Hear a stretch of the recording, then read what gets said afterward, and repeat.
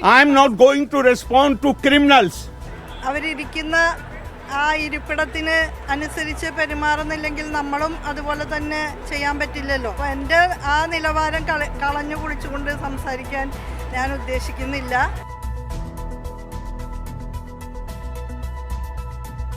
എതിരാശയ ചേരിയിൽ നിൽക്കുന്നവരും എതിരഭിപ്രായം പറയുന്നവരും ക്രിമിനലുകളാകുന്ന അസാധാരണ പ്രതിഭാസം. UGC regulation ലംഘിച്ചും supreme കോടതി വിധി മറികടന്നും ചാൻസലറുടെ നിർദ്ദേശാടിസ്ഥാനത്തിൽ വിളിച്ചു ചേർത്ത യോഗം നിയമവിരുദ്ധമെന്ന് പറഞ്ഞാൽ ഉന്നത വിദ്യാഭ്യാസ മന്ത്രി കൂടിയായ പ്രോ ചാൻസലർ ക്രിമിനലാകുമോ? സർവകലാശാല സെനറ്റിലേക്ക് RSSുകാരെ ചാൻസലർ ആരിഫ് മുഹമ്മദ് ഖാൻ നോമിനേറ്റ് ചെയ്തത് ചോദ്യം ചെയ്ത SFI എന്ന വിദ്യാർത്ഥി സംഘടനയായിരുന്നു ഗവർണറുടെ കണ്ണിൽ ആദ്യം ക്രിമിനൽ. ഇപ്പോൾ പ്രോ ചാൻസലർ ക്രിമിനലായി. ഉന്നത വിദ്യാഭ്യാസ മന്ത്രി പ്രോ ചാൻസലർ എന്ന നിലയിൽ നിയമലംഘനം നടത്തിയെങ്കിൽ അതിനെ ചോദ്യം ചെയ്യാൻ നിയമപരമായ നടപടികൾ ഉണ്ടെന്നിരിക്കെ അത് ചെയ്യാതെ അധിക്ഷേപിച്ച് പിന്തിരിപ്പിക്കാനോ ആരിഫ് മുഹമ്മദ് ഖാന്റെ ശ്രമം? ഈ വിഷയം ന്യൂസ് ആൻഡ് വ്യൂസ് ചർച്ച ചെയ്യുമ്പോൾ അതിഥികളായി PMR ഷോ SFI സംസ്ഥാന സെക്രട്ടറി G മുരളീധരൻ, കേരള സർവകലാശാല സിൻഡിക്കേറ്റ് അംഗം,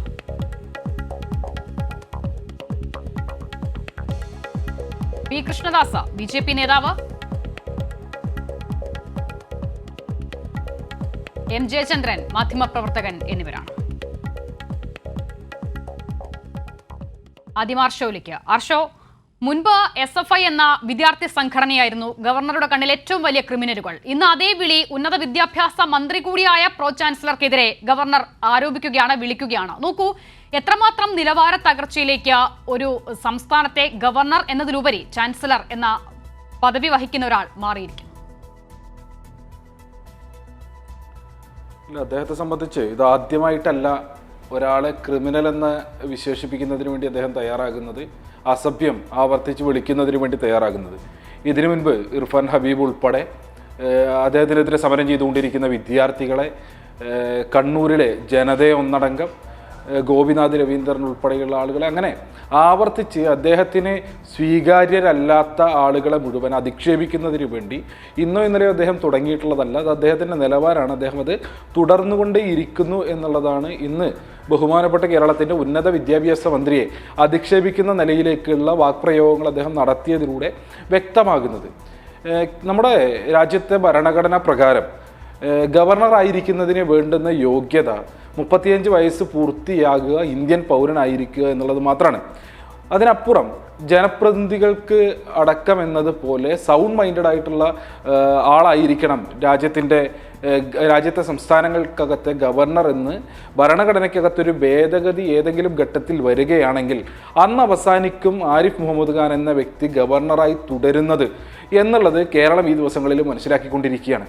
ആ നിലയിൽ മാനസിക വിഭ്രാന്തി ബാധിച്ചതുപോലെയാണ് അദ്ദേഹത്തിൻ്റെ ഇടപെടലുകൾ നടത്തിക്കൊണ്ടിരിക്കുന്നത്, അദ്ദേഹത്തിൻ്റെ അഭിപ്രായ പ്രകടനങ്ങൾ മുന്നോട്ട് കൊണ്ടുപോയിക്കൊണ്ടിരിക്കുന്നത്. അദ്ദേഹം പൊതുസമൂഹത്തിന് മുൻപിൽ വന്നു നിന്നും മാധ്യമങ്ങൾക്ക് മുൻപിൽ വന്നു നിന്നും ആക്രോശം നടത്തിക്കൊണ്ടിരിക്കുന്നത് എന്നുള്ളത് നമുക്ക് കാണാൻ വേണ്ടി കഴിയും. ഒരു നിലവാരവുമില്ലാതെ ഭരണഘടനാ പദവിയിലിരിക്കുന്ന ഒരു വ്യക്തി അതിൻ്റേതായിട്ടുള്ള ഒരു നിലവാരവും പുലർത്താതെ മാധ്യമങ്ങളുടെ മുൻപിൽ വന്ന് അദ്ദേഹത്തിൻ്റെ തെറ്റായ നിലപാടുകളെ ചോദ്യം ചെയ്യുന്ന, വിമർശിക്കുന്ന ആളുകളെ തെമ്മാടികളെന്ന്, ഗുണ്ടകളെന്ന്, ക്രിമിനലുകളെന്ന് തുടങ്ങി ഈ അടുത്ത് വിദ്യാർത്ഥികളെ അദ്ദേഹം അഭിസംബോധന ചെയ്ത് കുരങ്ങന്മാരെന്നാണ്. അപ്പോൾ ഈ നിലയിൽ അദ്ദേഹം നിലവാര തകർച്ചയുടെ ഏറ്റവും പാരമ്യത്തിലെത്തി നിൽക്കുന്നു. അദ്ദേഹം നിലവാരമില്ലാതെ ഈ ആക്രോശങ്ങൾ തുടർന്നുകൊണ്ടേയിരിക്കുന്നു എന്നുള്ളതാണ് അദ്ദേഹത്തിൻ്റെ വാക്പ്രയോഗങ്ങളിലൂടെയും ഇടപെടലുകളിലൂടെയും നമുക്ക് കാണാൻ വേണ്ടി കഴിയുന്നത്. അതിനപ്പുറത്ത് കേരള സർവകലാശാലയുമായി ബന്ധപ്പെട്ടും കേരളത്തിലെ മറ്റു ഉന്നത വിദ്യാഭ്യാസ സ്ഥാപനങ്ങളുമായി ബന്ധപ്പെട്ടും സർവകലാശാലകളുമായി ബന്ധപ്പെട്ടും സർവകലാശാലകളുടെ ഏറ്റവും മികച്ച മുന്നോട്ട് പോക്കിന് തടയിടുന്നതിന് വേണ്ടി, ആ മുന്നോട്ട് പോക്കിനെ തകർക്കുന്നതിന് വേണ്ടി നിരന്തരം ഇദ്ദേഹം ഇടപെട്ടുകൊണ്ടിരിക്കുന്നത് നമുക്ക് കാണാൻ വേണ്ടി കഴിയും. അതിൻ്റെ ഏറ്റവും ഒടുവിലത്തെ ഉദാഹരണമാണ് കേരള സർവകലാശാലയ്ക്കകത്ത് നമ്മൾ കണ്ടുകൊണ്ടിരിക്കുന്നത്. നമുക്കറിയാം, കേരളത്തിലെ തെരഞ്ഞെടുക്കപ്പെട്ട ഒരു ഗവൺമെൻറ്, നിയമനിർമ്മാണ സഭ, ആ നിയമനിർമ്മാണ സഭ ഈ നാടിൻ്റെ ഏറ്റവും മികച്ച മുന്നോട്ട് പോക്കിന് ആവശ്യമായിട്ടുള്ള നിയമനിർമ്മാണം നടത്തുന്നതിന് വേണ്ടി ഭരണഘടനാപരമായ ചുമതല ഉള്ള ഒരു ബോഡിയാണ്. അങ്ങനെ നിയമനിർമ്മാണ സഭയ്ക്കകത്ത് ഈ നാടിൻ്റെ കേരളത്തിൻ്റെ മുന്നോട്ട് പോക്കിന് ആവശ്യമായിട്ടുള്ള നിയമനിർമ്മാണങ്ങൾ നടക്കുമ്പോൾ ആ നിയമനിർമ്മാണങ്ങൾ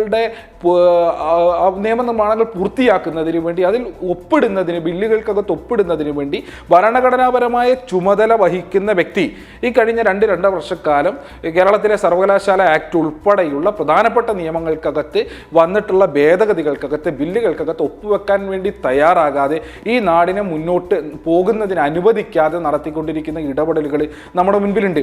അതിന്റെ എല്ലാം തുടർച്ച എന്നുള്ള നിലയ്ക്കാണ് സെനറ്റ് ഉൾപ്പെടെയുള്ള തുടർച്ചയായിട്ട് വരുന്ന ഒരു പ്രതിഭാസമാണ്. ശ്രീ കൃഷ്ണദാസ് നോക്കൂ, യൂണിവേഴ്സിറ്റി നിയമങ്ങളും സുപ്രീം കോടതി വിധിയും മറികടന്ന് വിളിച്ചു ചേർത്ത യോഗമാണ്. അപ്പോൾ ആ യോഗത്തിൽ നിയമലംഘനം ഉണ്ടായി എന്ന് പ്രോ ചാൻസലർ പറയുക എന്നതൊരു സ്വാഭാവിക നടപടി മാത്രമാണ്. ചാൻസലർക്ക് അതിൽ ആക്ഷേപമുണ്ടെങ്കിൽ നിയമപരമായ നടപടികൾ സ്വീകരിക്കാം, അല്ലെങ്കിൽ വസ്തുതാ അധിഷ്ഠിതമായി അതിനെ ചോദ്യം ചെയ്യാം. ഇത് അതിനെയൊക്കെ അപ്പുറത്തേക്ക് ഇങ്ങനെ വ്യക്തി അധിക്ഷേപം, ക്രിമിനലുകൾ എന്ന പോലെയുള്ള പരാമർശം, എവിടേക്കാണ് ഗവർണറുടെ പോക്ക്?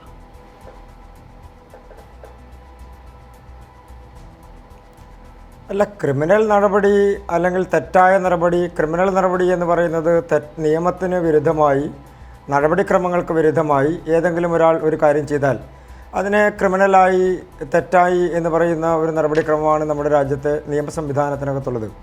അത് ആര് നിയമവിരുദ്ധമായി, റൂൾസ് ആൻഡ് റെഗുലേഷൻസിനെതിരായി, ചട്ടങ്ങൾക്ക് വിരുദ്ധമായി ആര് പ്രവർത്തിച്ചാലും അതൊരു ക്രിമിനൽ നടപടി തന്നെയാണ്. ശ്രീ കൃഷ്ണദാസ് നോക്കൂ, അങ്ങനെ ക്രിമിനൽ നടപടിയെന്നും ക്രിമിനലെന്നും വിളിക്കാനും മാത്രം ഉന്നത വിദ്യാഭ്യാസ മന്ത്രിയാണല്ലോ ചാൻസലർ ലക്ഷ്യമിടുന്നത്, അല്ലെങ്കിൽ പ്രോ ചാൻസലറെ. അപ്പോൾ അങ്ങനെ വിളിക്കാൻ മാത്രമുള്ള എന്ത് നടപടിയാണ്, എന്ത് നിയമവിരുദ്ധ പ്രവൃത്തിയാണ് ഉണ്ടായത്?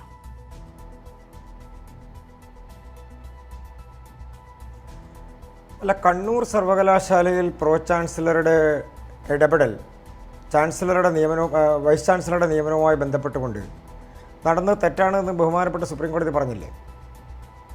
നിരവധി സർവകലാശാലകളിൽ പ്രോ ചാൻസലർമാരുടെ ഇടപെടൽ അത് തെറ്റായ നടപടിക്രമമാണ് എന്ന് ബഹുമാനപ്പെട്ട സുപ്രീം കോടതി കണ്ണൂർ സർവകലാശാലയുടെ. ശ്രീ കൃഷ്ണദാസ് നോക്കൂ, ഞാൻ ഇപ്പോൾ ചോദിക്കുന്നത് ഇന്നലെ കഴിഞ്ഞ ദിവസം കേരള യൂണിവേഴ്സിറ്റിയിലെ സെനറ്റ് മീറ്റിംഗുമായി ബന്ധപ്പെട്ട വിഷയത്തെക്കുറിച്ചാണ്. ആ വിഷയത്തിൽ ഊന്നിയാണ് ആരിഫ് മുഹമ്മദ് ഖാൻ പ്രോ ചാൻസലറെ ഈ നിലയിൽ അധിക്ഷേപിച്ചത്. അതിലേക്ക് വരൂ, അവിടെ എന്താണ് നിയമവിരുദ്ധമായ നടപടി നടന്നത്?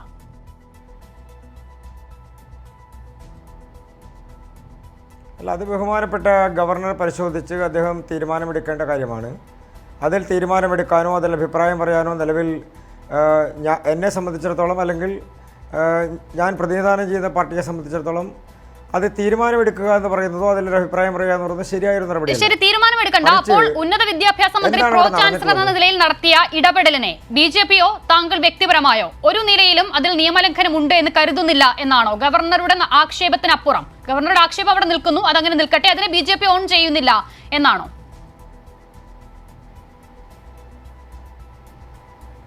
അക്ഷിത, ഞാൻ പറഞ്ഞത് മറിച്ചല്ലേ.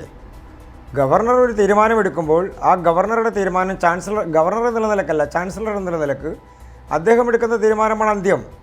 അതിൽ മറ്റൊരാൾക്കും അഭിപ്രായം പറയാനോ തീരുമാനമെടുക്കാനോ കഴിയില്ല. അത് പ്രോ ചാൻസലർക്ക് പോലും കഴിയില്ല എന്നാണ് കണ്ണൂർ സർവകലാശാലയുടെ കേസിൽ, ശ്രീ ഗോപിനാഥ് രവീന്ദ്രനുമായി ബന്ധപ്പെട്ട കേസിൽ ബഹുമാനപ്പെട്ട സുപ്രീം കോടതി സൂചിപ്പിച്ചത്.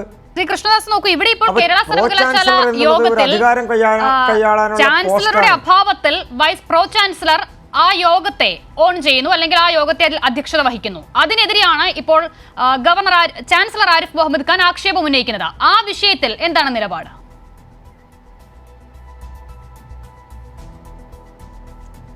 അല്ല, അങ്ങനെ ഒരു അധികാരം ഉപയോഗിക്കാൻ ചാൻസലർക്ക് അധികാരത്തെ കൈയാളാൻ പ്രോ ചാൻസലർക്ക് കഴിയില്ല. അത് നിങ്ങൾ തെറ്റായി ധരിപ്പിക്കേണ്ട. വൈസ് ചാൻസലർ അധ്യക്ഷത വഹിക്കേണ്ട ഒരു യോഗം, അതല്ലെങ്കിൽ ചാൻസലർ അധ്യക്ഷത വഹിക്കേണ്ട ഒരു യോഗം, ആ യോഗത്തിൽ ചാൻസലർ ഇല്ല, അല്ലെങ്കിൽ ചാൻസലറുടെ പ്രതിനിധിയായി ഞാനാണ് അധ്യക്ഷത വഹിക്കുന്നത് എന്ന് പറയാൻ പ്രോ ചാൻസലർക്ക് കഴിയില്ല. അങ്ങനെയാണെങ്കിൽ Kerala university act chapter 3 section 8(2) in the absence of the chancellor or during his inability to act, the pro chancellor shall exercise all the power and perform all the functions of the chancellor എന്ന് എഴുതി പിടിപ്പിച്ചിരിക്കുന്നത് എന്താണ്?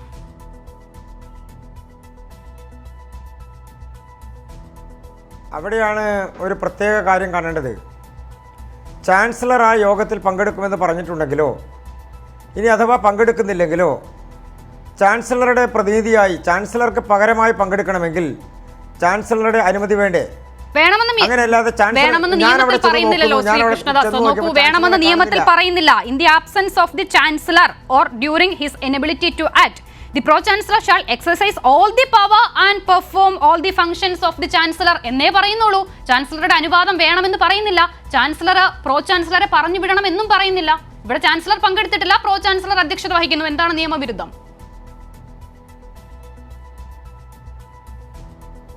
അത് അക്ഷിതയെ അത് വായിച്ചതിന് ശേഷം മനസ്സിലാക്കി തന്ന ആരുടെയോ കുഴപ്പത്തിന്റെ പ്രശ്നമാണ് അക്ഷിത അങ്ങനെ പറയുന്നത്. അല്ല, ഇത് ആരും മനസ്സിലാക്കിച്ച് തരണ്ടല്ലോ ശ്രീ കൃഷ്ണദാസ്. ഇത് നോക്കൂ, ഇത് നമ്മുടെ മുന്നിൽ നിയമമായി ഉണ്ട്, ആക്റ്റായി ഉണ്ട്. ഞാൻ അതിൽ വായിക്കുന്നു. അതിൽ ചാൻസലർ ഇല്ലെങ്കിൽ പ്രോ ചാൻസലർക്ക് അധ്യക്ഷത വഹിക്കാൻ ചാൻസലർ ചുമതലപ്പെടുത്തണമെന്ന് ഈ ആക്ടിൽ എഴുതി വെച്ചിട്ടില്ല. അങ്ങനെ പിന്നെ നമ്മൾ എഴുതി വെച്ചിട്ടുള്ളതല്ലേ മനസ്സിലാക്കാൻ പറ്റുള്ളൂ. ഈ ആക്ടാണ് നിങ്ങൾ ഉദ്ധരിക്കുന്നതെങ്കിൽ.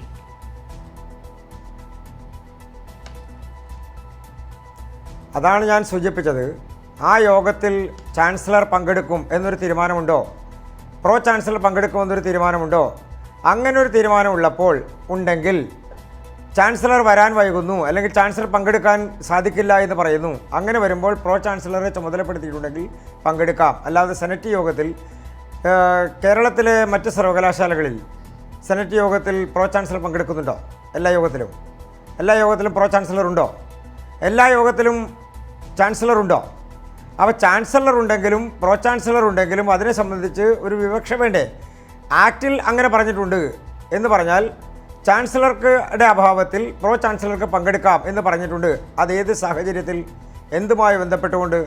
അങ്ങനെയാണെങ്കിൽ പ്രോ ചാൻസലർ കേരളത്തിലെ എല്ലാ സർവകലാശാലകളിലെയും എല്ലാ സെനറ്റ് യോഗത്തിലും പങ്കെടുക്കുന്നുണ്ടോ? ഇല്ല, അങ്ങനെയും ഇതിൽ എഴുതി വെച്ചിട്ടില്ലല്ലോ. ഈ അഭാവം എന്ന് വിശേഷിപ്പിക്കുന്നതിനെ കൂടുതൽ വിശദീകരിച്ചിട്ടുമില്ലല്ലോ ഈ വകുപ്പിൽ അല്ലെങ്കിൽ ഈ നിയമത്തിൽ. അപ്പോൾ ചാൻസലറുടെ അഭാവത്തിൽ പ്രോ ചാൻസലർക്ക് പങ്കെടുക്കുന്നതിൽ ശ്രീ മുരളീധരൻ, ഇപ്പോൾ ഈ ആക്ട് വായിച്ചു നോക്കുമ്പോൾ പ്രാഥമികമായി മനസ്സിലാക്കുന്ന കാര്യമാണ് ഞാനിപ്പോൾ വിശദീകരിച്ചത്. ശ്രീ കൃഷ്ണദാസ് പറയുന്നത് പ്രകാരം അങ്ങനെയല്ലാത്ത ഒന്ന് അവിടെ നടക്കേണ്ടിയിരിക്കുന്നു. അങ്ങനെയൊന്നും ഞാൻ വരാം കൃഷ്ണദാസ്, ഒരു മിനിറ്റ് അതൊന്ന് ക്ലാരിഫൈ ചെയ്ത് പോകാമല്ലോ.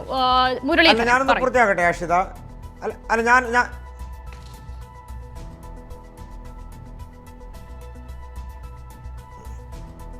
ശ്രീ ജി മുരളീധരൻ കേൾക്കുന്നുണ്ടോ താങ്കൾ? അതെ, കേൾക്കുന്നുണ്ട്, പറഞ്ഞോളൂ. ശരി, ഞാൻ അദ്ദേഹത്തിലേക്ക് വരാം. ശ്രീ കൃഷ്ണദാസ് പറഞ്ഞോളൂ, പൂർത്തിയാക്കിക്കോളൂ ആ പോയിന്റ്. കേൾക്കുന്നുണ്ട്.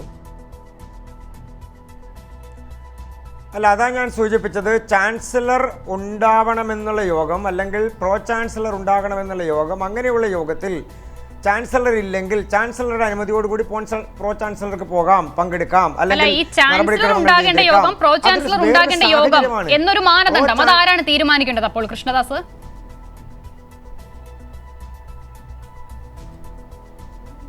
സെനറ്റ് യോഗത്തിൻ്റെ മിനിറ്റ്സ് ആരാണോ തയ്യാറാക്കുന്നത് അവരാണ് ചാൻസലർ ഉണ്ടാകുമോ പ്രോ ചാൻസലർ ഉണ്ടാകുമോ എന്ന് തീരുമാനിക്കുന്നത്.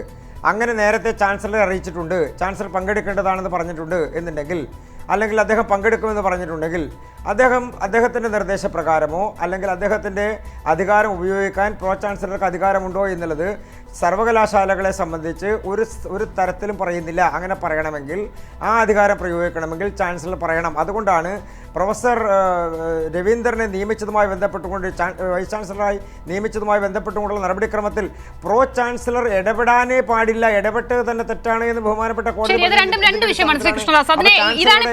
ഇവിടെ ഗവർണറും BJP എല്ലാവരും ചെയ്യുന്നത് ഇതാണ്. അതായത് ഈ യൂണിവേഴ്സിറ്റി റെഗുലേഷൻ ആക്ടിലെ ചില ഭാഗങ്ങളും കേരള യൂണിവേഴ്സിറ്റി ആക്ടിലെ ചില ഭാഗങ്ങളും നിങ്ങളുടെ ആവശ്യാനുസരണം കൂട്ടിച്ചേർക്കുകയാണ് ചെയ്യുന്നത്. എന്നിട്ട് KTUVC നിയമനത്തിലുണ്ടായ കാര്യം അതല്ലേ എന്ന് പറഞ്ഞ് നിങ്ങൾ അതിനെ ഓൺ ചെയ്യുന്നു. പക്ഷെ അപ്പോൾ മറ്റേത് ഇതല്ലല്ലോ എന്ന് ചോദിക്കുമ്പോൾ അത് അങ്ങനെയല്ല എന്ന് പറയുന്നു. അവിടെയാണ് പ്രശ്നം. ഞാൻ വരാം. ശ്രീ ജി മുരളീധരൻ, താങ്കൾ കേൾക്കുന്നുണ്ടോ? അക്ഷിത, അങ്ങനെയല്ല പറഞ്ഞിട്ടുണ്ട്. ഞാൻ വരാം ശ്രീ കൃഷ്ണദാസ്. ശ്രീ ജി മുരളീധരൻ കേൾക്കുന്നുണ്ടോ താങ്കൾ? സുപ്രീം കോടതിയാണല്ലോ നടപടിക്രമങ്ങളെ തെറ്റാണെന്ന് പറഞ്ഞത്. അതെ, അല്ല, ഇവിടെ പ്രോ ചാൻസലർ സെനറ്റ് യോഗത്തിൽ പങ്കെടുത്തത് നിയമവിരുദ്ധമല്ല. കേരള സർവകലാശാലയിൽ 106 പേരാണ് സെനറ്റ് അംഗങ്ങളായിട്ടുള്ളത്. അതിൽ chancellor, pro chancellor, vice chancellor,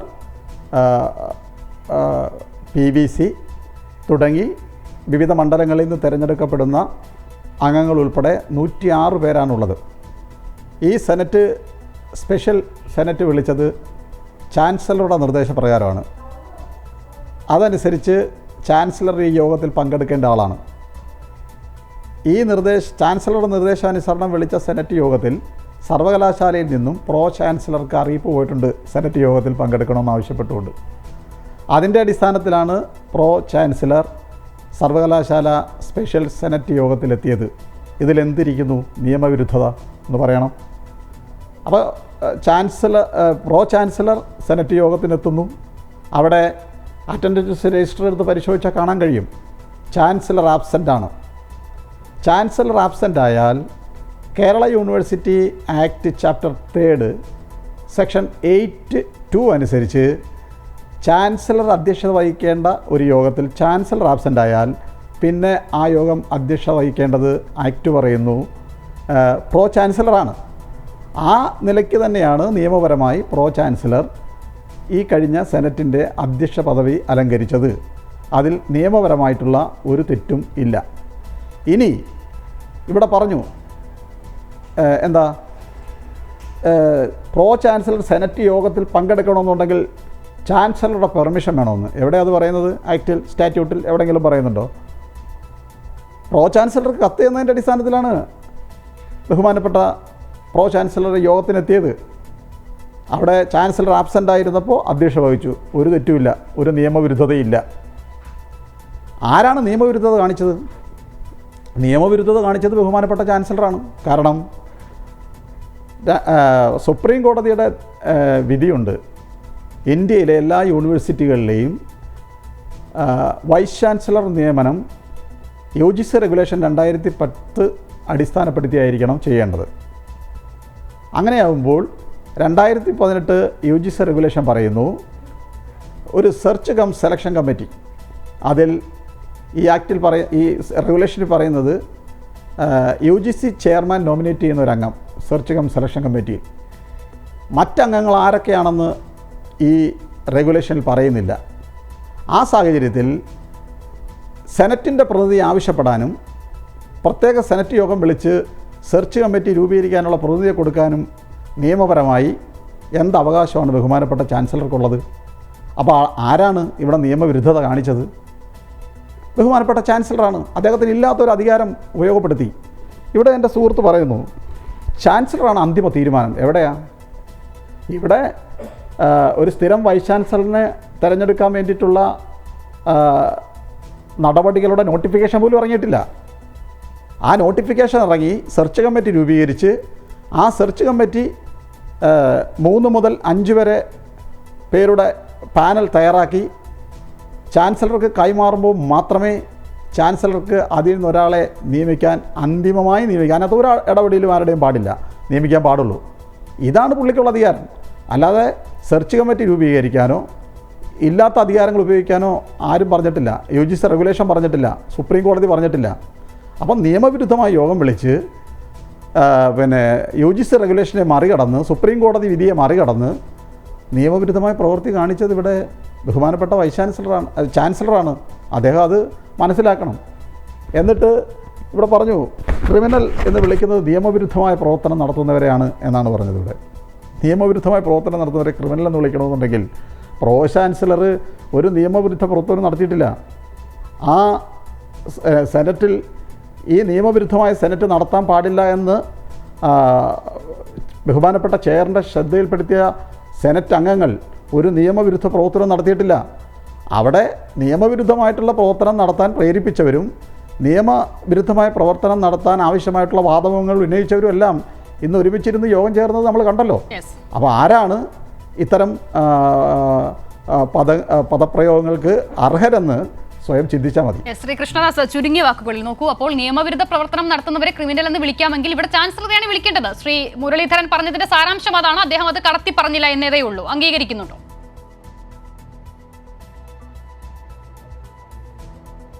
അദ്ദേഹത്തിനെ സംബന്ധിച്ച് എന്തും പറയാനുള്ള അവകാശമുണ്ട്. അദ്ദേഹം ബഹുമാനപ്പെട്ട ചാൻസലറെ, സെനറ്റ് അംഗമായിട്ടുള്ള അദ്ദേഹം, ആ സെനറ്റിനെ തീരുമാനിക്കുന്ന, നിശ്ചയിക്കുന്ന, അതിന് ഉത്തരവിറക്കുന്ന ചാൻസലറെ അദ്ദേഹം കൊടുക്കുന്ന ബഹുമാനം എന്താണ് എന്നുള്ളത് നമുക്ക് ഈ ചർച്ചയിൽ കാണാമല്ലോ. എനിക്ക് മുൻപ് ഈ ചർച്ചയിൽ പങ്കെടുത്ത SFIയുടെ നേതാക്കന്മാരും ചാൻസലർക്ക് കൊടുക്കുന്ന ബഹുമാനം എന്താണെന്ന് നമുക്ക് കാണാമല്ലോ.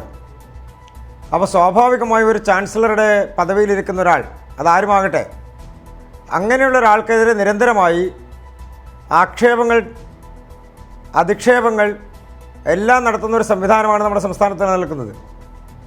അവരാണ് പ്രോ ചാൻസലറെ വെള്ളപൂശിക്കൊണ്ട് തങ്ങളുടെ രാഷ്ട്രീയം നടത്താൻ സെനറ്റിൽ അങ്ങനെ ഒരു നടപടിയില്ല. തങ്ങളുടെ രാഷ്ട്രീയം നടപ്പാക്കാൻ, തങ്ങളുടെ അജണ്ട നടപ്പാക്കാൻ നിയമത്തിലുണ്ടോ നിയമത്തിലില്ലയോ എന്നുള്ളതല്ല, എന്തും പറയുക എന്നുള്ളതാണ്. എവിടെയാണ് പ്രോ ചാൻസലർക്ക് അധ്യക്ഷത വഹിക്കാം, തീരുമാനമെടുക്കാം എന്ന് യോഗത്തിൽ പറഞ്ഞിട്ടുള്ളത്? എവിടെയാണ് അതിൻ്റെ അജണ്ടയിൽ പറഞ്ഞിട്ടുള്ളത്? ഇനി യൂണിവേഴ്സിറ്റി ആക്ട് ആൻഡ് റൂൾസിലുണ്ടോ ഉണ്ട്. ശ്രീ കൃഷ്ണദാസ് നോക്കൂ, യൂണിവേഴ്സിറ്റി ആക്ട് ആണ് അദ്ദേഹം വീണ്ടും വീണ്ടും ആവർത്തിക്കണ്ടല്ലോ. യൂണിവേഴ്സിറ്റി ആക്ട് ചാപ്റ്റർ 3 സെക്ഷൻ 8(2) വേണമെങ്കിൽ വീണ്ടും വായിക്കാം. ഇല്ല, ഇത് പബ്ലിക് ഡൊമൈനിലുള്ള കാര്യമാണ്. അതാണ് ഞാൻ സൂചിപ്പിച്ചത്. അല്ല, പ്രോ ചാൻസലർ ആണെന്ന് പറഞ്ഞിട്ടുണ്ടോ? അല്ലെന്ന്, അങ്ങനെ അല്ലെന്ന് ഞാനതാ തിരിച്ചു ചോദിച്ചത്. പ്രോ ചാൻസലർ അധ്യക്ഷത വഹിക്കണം, പ്രോ ചാൻസലറാണ് അധികാരപ്പെട്ടയാൾ എന്ന് എവിടെ പറഞ്ഞിരിക്കുന്നു? ചാൻസലറാണ് അധികാരപ്പെട്ടയാൾ. ചാൻസലർ ഇല്ലാതെ വരുമ്പോൾ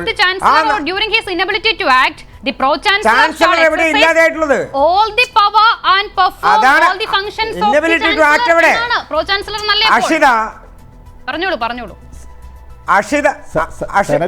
അക്ഷിത അതാ ഞാൻ സൂചിപ്പിച്ചത്. എവിടെയാണ് ചാൻസലർ ഇല്ലാതെയായിട്ടുള്ളത്? എവിടെയാണ് ചാൻസലർ അല്ലെന്ന് ചാൻസലർക്ക് അങ്ങനെയല്ലെന്ന്. ചാൻസലർക്ക് ഇന്നബിലിറ്റി ഉണ്ടാവുകയോ ചാൻസലർക്ക് പങ്കെടുക്കാൻ നിങ്ങളോട് ആര് പറഞ്ഞത് അതിൽ തീരുമാനമെടുക്കാൻ? ഈ സെനറ്റ് യോഗത്തിനോട് ആര് പറഞ്ഞു അങ്ങനെ പ്രോ ചാൻസലറെ വിളിച്ച് തീരുമാനമെടുക്കാൻ അധികാരം ആര് കൊടുത്തു? ആക്ട് കൊടുത്തിട്ടുണ്ടോ? റൂൾസ് കൊടുത്തിട്ടുണ്ടോ? അങ്ങനെയല്ലല്ലോ.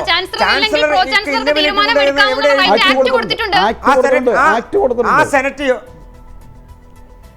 നിങ്ങൾ തെറ്റിദ്ധരിപ്പിക്കല്ലേ, ജനങ്ങളെ തെറ്റിദ്ധരിപ്പിക്കല്ലേ. നിങ്ങൾക്ക് എന്തും ധരിക്കാം. ആ ധാരണ ജനങ്ങളെ തെറ്റിദ്ധരിപ്പിക്കാൻ ശ്രമിക്കല്ലേ. ചാൻസലർക്ക് ഇന്നബിലിറ്റി ഉണ്ട്, ചാൻസലർക്ക് പങ്കെടുക്കാൻ കഴിയില്ല എന്നെവിടെ യോഗം വിളിച്ചിരിക്കുന്നത് ആരാണ്? ചാൻസലറുടെ നിർദ്ദേശപ്രകാരം വൈസ് ചാൻസലറാണ്. അങ്ങനെ വിളിച്ചിരിക്കുന്ന വൈസ് ചാൻസലർ എവിടെയെങ്കിലും പറഞ്ഞോ?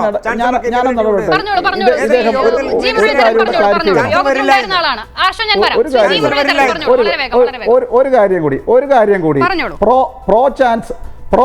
പ്രോ ചാൻസലർക്ക് ആരധികാരം കൊടുത്തു സെനറ്റിൽ പങ്കെടുക്കാൻ, അധ്യക്ഷത വഹിക്കാൻ എന്ന് ചോദിക്കുന്ന എൻ്റെ പ്രിയപ്പെട്ട സുഹൃത്ത്, ഈ 2018 UGC റെഗുലേഷൻ അനുസരിച്ച് സെർച്ച് കമ്മിറ്റിയിലേക്ക് സെനറ്റിൻ്റെ പ്രതിനിധിയെ ചോദിക്കാൻ ബഹുമാനപ്പെട്ട ചാൻസലറെ ആര് ചുമതലപ്പെടുത്തി? സുപ്രീം കോടതി ചുമതലപ്പെടുത്തിയോ? UGC ചുമതലപ്പെടുത്തിയോ? സ്റ്റേറ്റ് ചുമതലപ്പെടുത്തിയോ? പിന്നെന്തിനാണ് ഈ യോഗം വിളിച്ചത്? അതിന് മറുപടി പറ. ബഹുമാനപ്പെട്ട സുഹൃത്തെ, ഞാനൊന്ന് തിരിച്ചു ചോദിക്കട്ടെ. പിന്നെ എന്തിനാണ് ബഹുമാനപ്പെട്ട കേരള ഹൈക്കോടതി നിങ്ങളുടെ പ്രതിനിധികളെ, സെനറ്റിൻ്റെ പ്രതിനിധികളെ യൂണിവേഴ്സിറ്റി വൈസ് ചാൻസലറെ നിയമിക്കാനുള്ള നടപടിക്രമങ്ങളുടെ ഭാഗമായി സമയബന്ധിതമായി കൊടുക്കണം എന്ന് പറയാനുള്ള സാഹചര്യം എന്തിൻ്റെ അടിസ്ഥാനത്തിലാണ് ഉണ്ടായത്? ബഹുമാനപ്പെട്ട ഹൈക്കോടതി ആ വിമർശനം സർക്കാരിന് കേൾക്കേണ്ടി വന്നത് എവിടെ കോടതി പറഞ്ഞു? അങ്ങ് കേരളത്തിലല്ലേ? സുപ്രീം കോടതി കൃത്യമായി വ്യക്തമാക്കിയിട്ടുണ്ട്. അതായത് ഇന്ത്യയിലെ എല്ലാ യൂണിവേഴ്സിറ്റികളിലെയും വൈസ് ചാൻസലർമാരുടെ നിയമനം 2018 UGC റെഗുലേഷൻ അനുസരിച്ച് മാത്രമേ നടത്താവൂ എന്ന് സുപ്രീം കോടതി അതിനു മുമ്പുള്ള ചില കേസുകളുമായി ബന്ധപ്പെട്ടുള്ള ജഡ്ജ്മെൻറ്റിനെ ഉദ്ധരിച്ചുകൊണ്ട്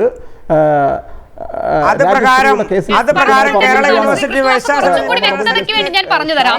ഈ KTUVC നിയമനവുമായി ബന്ധപ്പെട്ട കേസിൽ അന്ന് നിങ്ങൾ ഉയർത്തിപ്പിടിച്ച UGC റെഗുലേഷൻ ആക്ട് ആണ് നമ്മൾ ഈ ഉദ്ധരിക്കുന്നത്. അന്ന് നിങ്ങൾക്കത് വേദവാക്യമായിരുന്നു. ഇപ്പോൾ എന്താണ് അതിനെ തള്ളി പറയുന്നത്? ആ ആക്ട് അനുസരിച്ചാണ്, UGC റെഗുലേഷൻ ആക്ട് അനുസരിച്ചാണ് ഈ പറയുന്ന 2018 VC നിയമനത്തിലെ സുപ്രീം കോടതിയുടെ നിർദ്ദേശം. ഞാൻ മടങ്ങി വരാം. ആദ്യത്തെ റൗണ്ടിൽ ശ്രീ ജയചന്ദ്രനിലേക്ക് കൂടി പോകുന്നു. ശ്രീ ജയചന്ദ്രൻ, നോക്കൂ, ഗവർണറുടെ നടപടി അല്ലെങ്കിൽ ചാൻസലറുടെ അക്കാഡമിക്കിലാണോ അതോ പൊളിറ്റിക്കലാണോ? കേരള യൂണിവേഴ്സിറ്റി സെനറ്റ് പ്രതിനിധിയെ നൽകിയോ?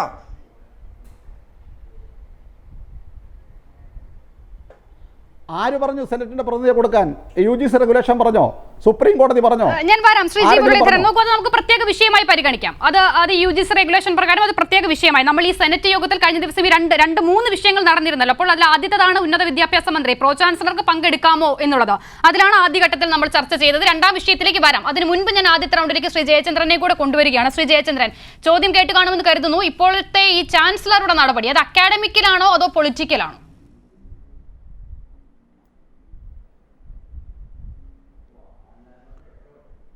ഇത് അസിത, ഇതിൽ കുറച്ചുകൂടെ നമുക്ക് സ്ട്രെയിറ്റ് ആയിട്ട് കാര്യങ്ങൾ പറഞ്ഞു പോകാം എന്നാണ് എൻ്റെ ഒരു അഭിപ്രായം. കാരണം ഈ വിഷയത്തിൽ പിന്നെ VC-യെ മുൻനിർത്തി, വൈസ് ചാൻസലറെ മുൻനിർത്തി ചാൻസലർ അദ്ദേഹത്തിൻ്റെ ഒരു അജണ്ട ഇംപ്ലിമെൻ്റ് ചെയ്യാനാണ് ശ്രമിച്ചത്. അപ്പോൾ എന്താണ് സംഭവിച്ചത്? കേരളത്തിലെ വിദ്യാഭ്യാസ രംഗത്ത് കുറേ കാലമായി ജനാധിപത്യ വിരുദ്ധമായി അങ്ങനെയാണ് ഗവർണർ ഇടപെടുന്നതെന്ന് SFI അടക്കമുള്ള വിദ്യാർത്ഥി പ്രസ്ഥാനങ്ങൾക്ക് ശക്തമായ വിമർശനവും പ്രതിഷേധവും ഉണ്ട്. കേരള സർക്കാരിനും അത്തരത്തിൽ ഗവർണറുടെ ഇത്തരത്തിലുള്ള നടപടികൾ ശരിയല്ല എന്ന് വ്യക്തമായ അഭിപ്രായമുണ്ട്, പലപ്പോഴും പറഞ്ഞിട്ടുമുണ്ട്. ആ ഒരു ഘട്ടത്തിൽ, ആ ഒരു സാഹചര്യത്തിലാണ് പിന്നെ വൈസ് ചാൻസലർ, ഉന്നത വിദ്യാഭ്യാസ മന്ത്രി വൈസ് ചാൻസലറും കൂടെയാണല്ലോ അവർ ഇടപെടുന്നത്. അത് പിന്നെ ഉത്തരവാദിത്തോടെ സർക്കാർ ഇടപെട്ടതാണെന്നേ ഞാൻ അങ്ങനെ തന്നെ കരുതുന്നയാളാണ്. അല്ലെങ്കിൽ ഈ VC-യെ മുൻനിർത്തി ഗവർണർ നടപ്പാക്കാൻ ഉദ്ദേശിച്ചിരുന്ന അജണ്ട നടപ്പാകുമായിരുന്നു. അതിനുള്ള പിന്നെ ബഹളമാണല്ലോ, അതിനുള്ള അന്തരീക്ഷവും അതിനുള്ള മറ്റ് സമാന സാഹചര്യങ്ങളുമാണല്ലോ സൃഷ്ടിച്ച് കൂട്ടിയത്. അത് പിന്നെ വൈസ് ചാൻസലറുടെ ചാൻസലറുടെ വരവോടുകൂടി, പിന്നെ ബിന്ദു ടീച്ചറിൻ്റെ വരവോടുകൂടി, അവർ അധ്യക്ഷത വഹിച്ചതോടുകൂടി ചാൻസലറുടെ നീക്കമാണ് പൊളിഞ്ഞത്. അതിന് VC കിടന്ന് ബഹളം വെക്കുന്ന നമ്മൾ കണ്ടതാണ്. അപ്പോൾ അതുകൊണ്ടാണ് ഞാൻ പറയുന്നത് സ്ട്രെയിറ്റ് ആയിട്ട് കാര്യത്തിലേക്ക് വരണം. അതുതന്നെയാണ് കാര്യം. കേരളത്തിൽ ഈ പണി നടപ്പില്ല എന്ന് തെളിയിക്കുകയാണ് ഉന്നത വിദ്യാഭ്യാസ മന്ത്രി ഇന്നലെ ചെയ്തത്. അതാണ് ചെയ്യേണ്ടത്. ചെയ്യേണ്ട പണി വൃത്തിയായിട്ട് ചെയ്യാൻ സംസ്ഥാന സർക്കാരിന് അറിയാം എന്ന് ബോധ്യപ്പെടുത്തുകയാണ് ചെയ്തത്. ഒരു പരിധിവരെ നമ്മളെല്ലാത്തിനും ഒരു സഹിഷ്ണുത കാണിക്കും, ക്ഷമിക്കും. പക്ഷെ പിന്നെയും തലയെ കയറി ജനാധിപത്യ വിരുദ്ധത തന്നെയാണ് തൊഴിലാക്കിക്കൊണ്ട് നടക്കുന്നതെങ്കിൽ ഇതല്ലേ മാർഗമുള്ളൂ. എന്നിട്ട് പറയുന്നത് എന്താണ്? ക്രിമിനലിനോട് സംസാരിക്കേണ്ട കാര്യമില്ല. അദ്ദേഹത്തിന് ഇപ്പോൾ ഏതായാലും കേരളത്തിൽ എങ്കിലും ഇപ്പോൾ ഇവിടെ സംഭവിച്ചിരിക്കുന്നത്, ഗവർണർ എന്ന വ്യക്തി കേരളത്തിൻ്റെ ദൗർഭാഗ്യവശാൽ ചാൻസലറും കൂടെയാണ്. അദ്ദേഹം ഭരണഘടനാ പദവിയാണല്ലോ വഹിക്കുന്നത്. അതേപോലെ തന്നെ ഭരണഘടനാ പദവി വഹിക്കുന്ന ആളാണല്ലോ വിദ്യാഭ്യാസ മന്ത്രി, ഉന്നത വിദ്യാഭ്യാസ മന്ത്രി. ആ മറ്റൊരു ഭരണഘടനാ പദവി വഹിക്കുന്ന വ്യക്തിയെ, പ്രത്യേകിച്ചും സംസ്ഥാനത്തിൻ്റെ ഉന്നത വിദ്യാഭ്യാസ മന്ത്രിയെയാണ് ക്രിമിനൽ എന്ന് ഈ ഗവർണർ വിളിച്ചിരിക്കുന്നത്. ഒറ്റ കാര്യമുള്ളൂ അങ്ങനെ വിളിക്കാൻ. ചില വഷളന്മാർക്ക് അങ്ങനെ ആ പദവി പ്രയോഗിക്കാൻ കഴിയും ഏറ്റവും മിതമായ ഭാഷയിൽ. അതുകൊണ്ടാണ് ഞാൻ പറഞ്ഞത്, ചില വഷളന്മാർക്ക് ഒരു ധാരണയുണ്ട്, അവനവനെ പോലാണ് എല്ലാവരും. അങ്ങനെ ധരിച്ചിട്ടാണ് ഈ മാന്യദേഹം പ്രവർത്തിക്കുന്നതും പെരുമാറുന്നതും പറയുന്നതും. അതുകൊണ്ടാണ് അദ്ദേഹത്തിന് ഇങ്ങനെ പറയേണ്ടി വരുന്നത്. ആരൊക്കെയാണ് ക്രിമിനലുകൾ? കണ്ണൂർ എന്ന ജില്ലയിലുള്ള മുഴുവൻ ആൾക്കാരും ക്രിമിനലുകൾ, SFI എന്ന വിദ്യാർത്ഥി സംഘടനയുടെ പ്രവർത്തകർ മുഴുവൻ ക്രിമിനലുകൾ. ഇപ്പോൾ ഇതാ ഉന്നത വിദ്യാഭ്യാസ മന്ത്രി, ഭരണഘടനാ പദവി വഹിക്കുന്ന സംസ്ഥാനത്തെ ഒരു മന്ത്രി, പ്രധാനപ്പെട്ട ചുമതലയുള്ള മന്ത്രി ക്രിമിനൽ. ഈ മാന്യദേഹം ആരാണെന്നാണ് അദ്ദേഹം ധരിച്ചു വച്ചിരിക്കുന്നത് എന്നുള്ളത് ഇനി അദ്ദേഹത്തിന് ആരും പറഞ്ഞു കൊടുക്കാനില്ല. എന്നിട്ടും എൻ്റെ പ്രിയ സുഹൃത്ത് കൃഷ്ണദാസിനെ പോലുള്ളവർക്ക് ഇതിവിടെ വന്ന് ഒരു തരത്തിലും ന്യായീകരിക്കാൻ കഴിയില്ലാത്ത ഈ കാര്യം എന്തടിസ്ഥാനത്തിൽ അദ്ദേഹം ന്യായീകരിക്കുന്നത്? UGC റെഗുലേഷനൊക്കെ പോട്ടെന്നേ, യൂണിവേഴ്സിറ്റി സ്റ്റാറ്റ്യൂട്ട് ഉണ്ടല്ലോ ഇവിടെ. ഈ സ്റ്റാറ്റ്യൂട്ട് വായിച്ച് മനസ്സിലാക്കാൻ സാധാരണ ഈ ലിറ്ററസിയുള്ള സാമാന്യ സാക്ഷരതയുള്ള ആർക്കും കഴിയുന്നതാണെന്നേ. അതെങ്കിലും വായിച്ച് പഠിക്കണ്ടേ? ഇപ്പോൾ പിന്നെ അസിത പറഞ്ഞു, സെനറ്റ് മെമ്പർ പറഞ്ഞു, ഇല്ലേ? ഈ കാര്യങ്ങൾ പറഞ്ഞില്ലേ? എന്നിട്ടും മനസ്സിലാവുന്നെങ്കിൽ പ്രിയപ്പെട്ട കൃഷ്ണദാസ്, ആർക്കാണ് താങ്കളെ മനസ്സിലാക്കി തരാൻ കഴിയുക? ഇത് പച്ചയായി ഗവർണറെ രാഷ്ട്രീയം കളിക്കുന്നതിന് പച്ചയ്ക്ക് മറുപടി കൊടുക്കുകയായിരുന്നു. എനിക്കൊരു തർക്കവുമില്ല കാര്യത്തിൽ, അത് തന്നെയാണ് വേണ്ടത്.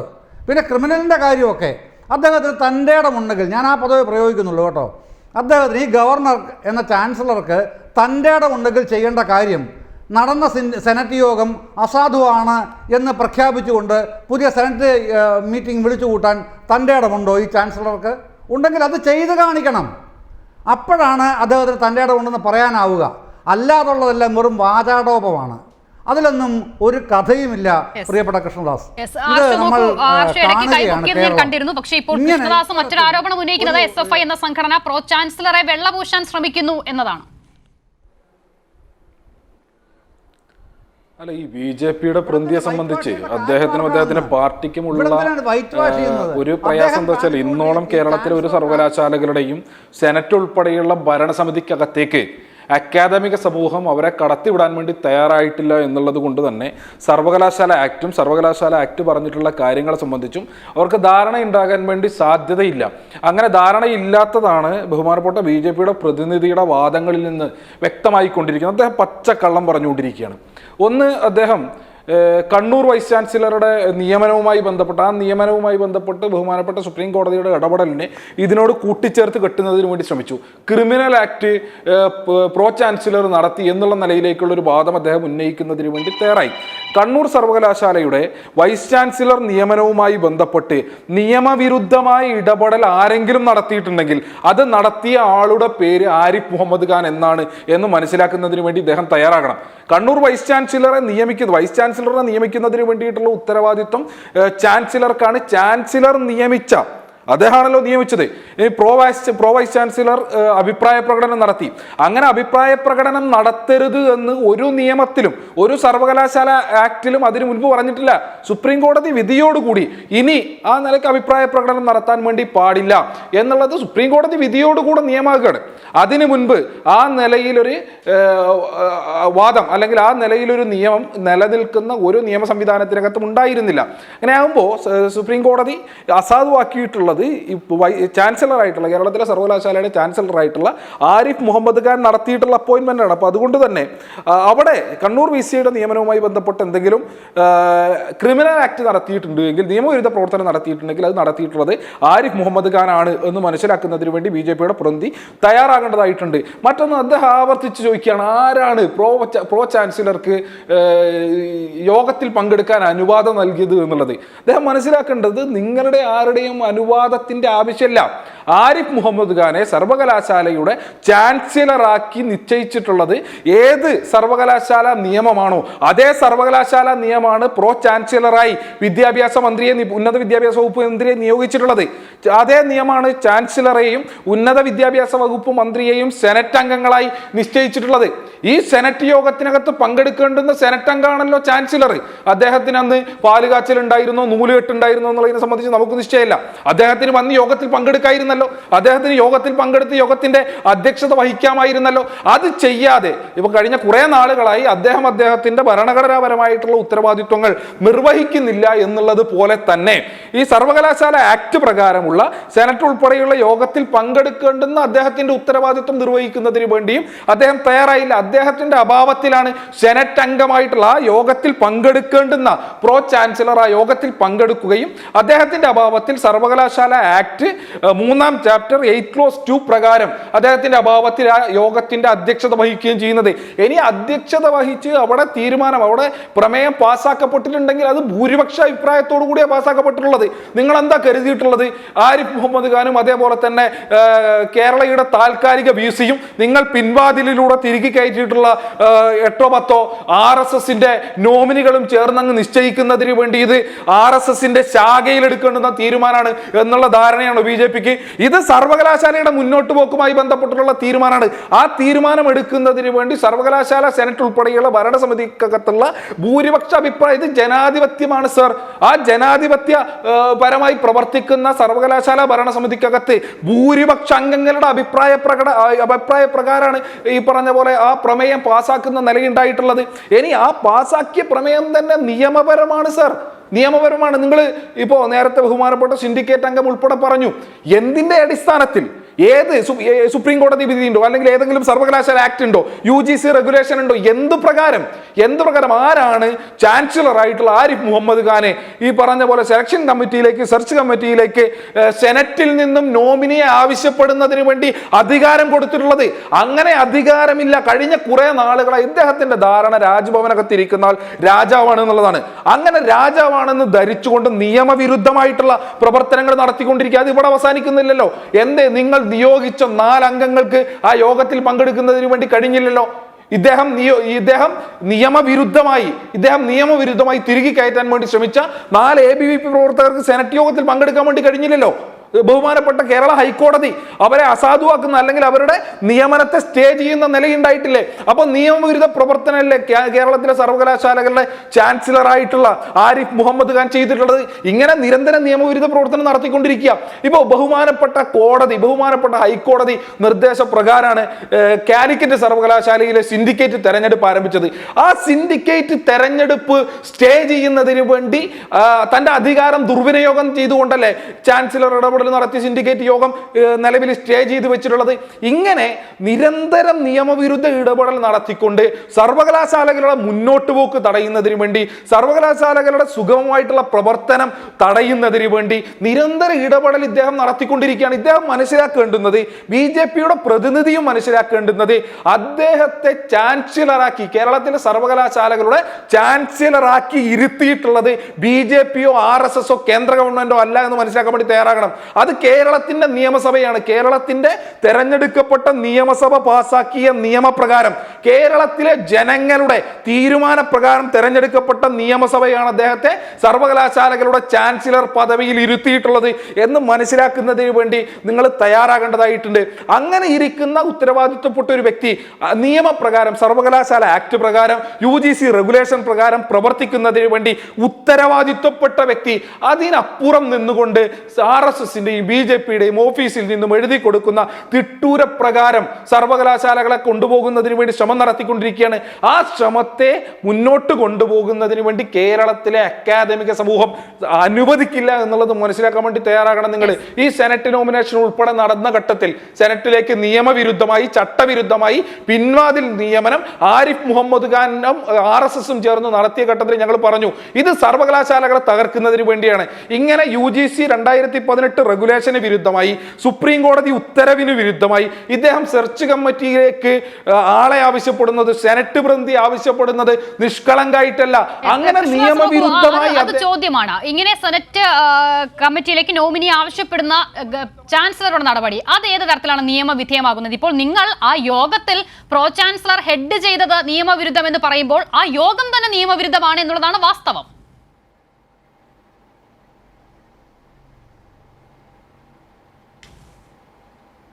എന്നോടാണോ? അതെ, കൃഷ്ണദാസ്. അതെ അക്ഷിത, എനിക്ക് ഈ SFIയുടെ പ്രതിനിധിയുടെ വാദങ്ങളും അദ്ദേഹത്തിൻ്റെ ശക്തമായിട്ടുള്ള ആരോപണങ്ങളും കേൾക്കുമ്പോൾ അദ്ദേഹം സത്യത്തിൽ ബഹുമാനപ്പെട്ട കേരളത്തിൻ്റെ മുഖ്യമന്ത്രിക്കെതിരാണ് എന്നാണ് ഞാൻ മനസ്സിലാക്കുന്നത്.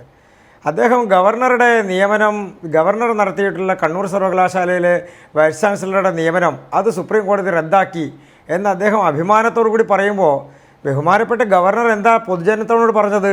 ഞാൻ എന്തുകൊണ്ട് ആ സർവകലാശാലയുടെ വൈസ് ചാൻസലറെ നിയമിച്ചു, ആര് പറഞ്ഞിട്ട് നിയമിച്ചു, എന്തിനു വേണ്ടി നിയമിച്ചു എന്ന് അദ്ദേഹം പറഞ്ഞല്ലോ. കേരളത്തിന്റെ മുഖ്യമന്ത്രി എന്നോട് ആവശ്യപ്പെട്ടു. അദ്ദേഹം അദ്ദേഹത്തിന്റെ ജില്ലയിൽ അദ്ദേഹം പറയുന്ന ഒരാൾ, ഞാനൊന്ന് പറയട്ടെ, ഞാനൊന്ന്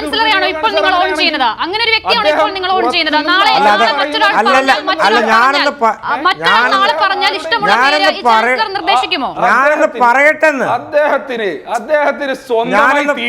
ഞാനൊന്ന് പറയട്ടെന്ന്, അല്ലല്ല അദ്ദേഹം നിൽക്കട്ടെ. പറയൂ കൃഷ്ണദാസ്, പറയൂ. അതൊക്കെ നിങ്ങളുടെ അതൊക്കെ നിങ്ങളുടെ മീറ്റിങ്ങിൽ പോയിട്ട് പറഞ്ഞാൽ മതി. രാജിവെക്കണോ രാജിവെക്കണ്ടയോ, നിൽക്കണോ നിൽക്കണ്ടയോ എന്നൊക്കെ അവിടെ പോയിട്ട് പറഞ്ഞാൽ മതി. അതൊക്കെ ഞാനുമായി ബന്ധപ്പെട്ട വിഷയങ്ങളല്ല. അതൊക്കെ നിങ്ങൾക്ക് ആരെ വേണമെങ്കിലും രാജിവെപ്പിക്കാം, ആരെ വേണമെങ്കിലും കൊണ്ടുപോകാം, അതിനൊന്നും തടസ്സമൊന്നുമില്ല.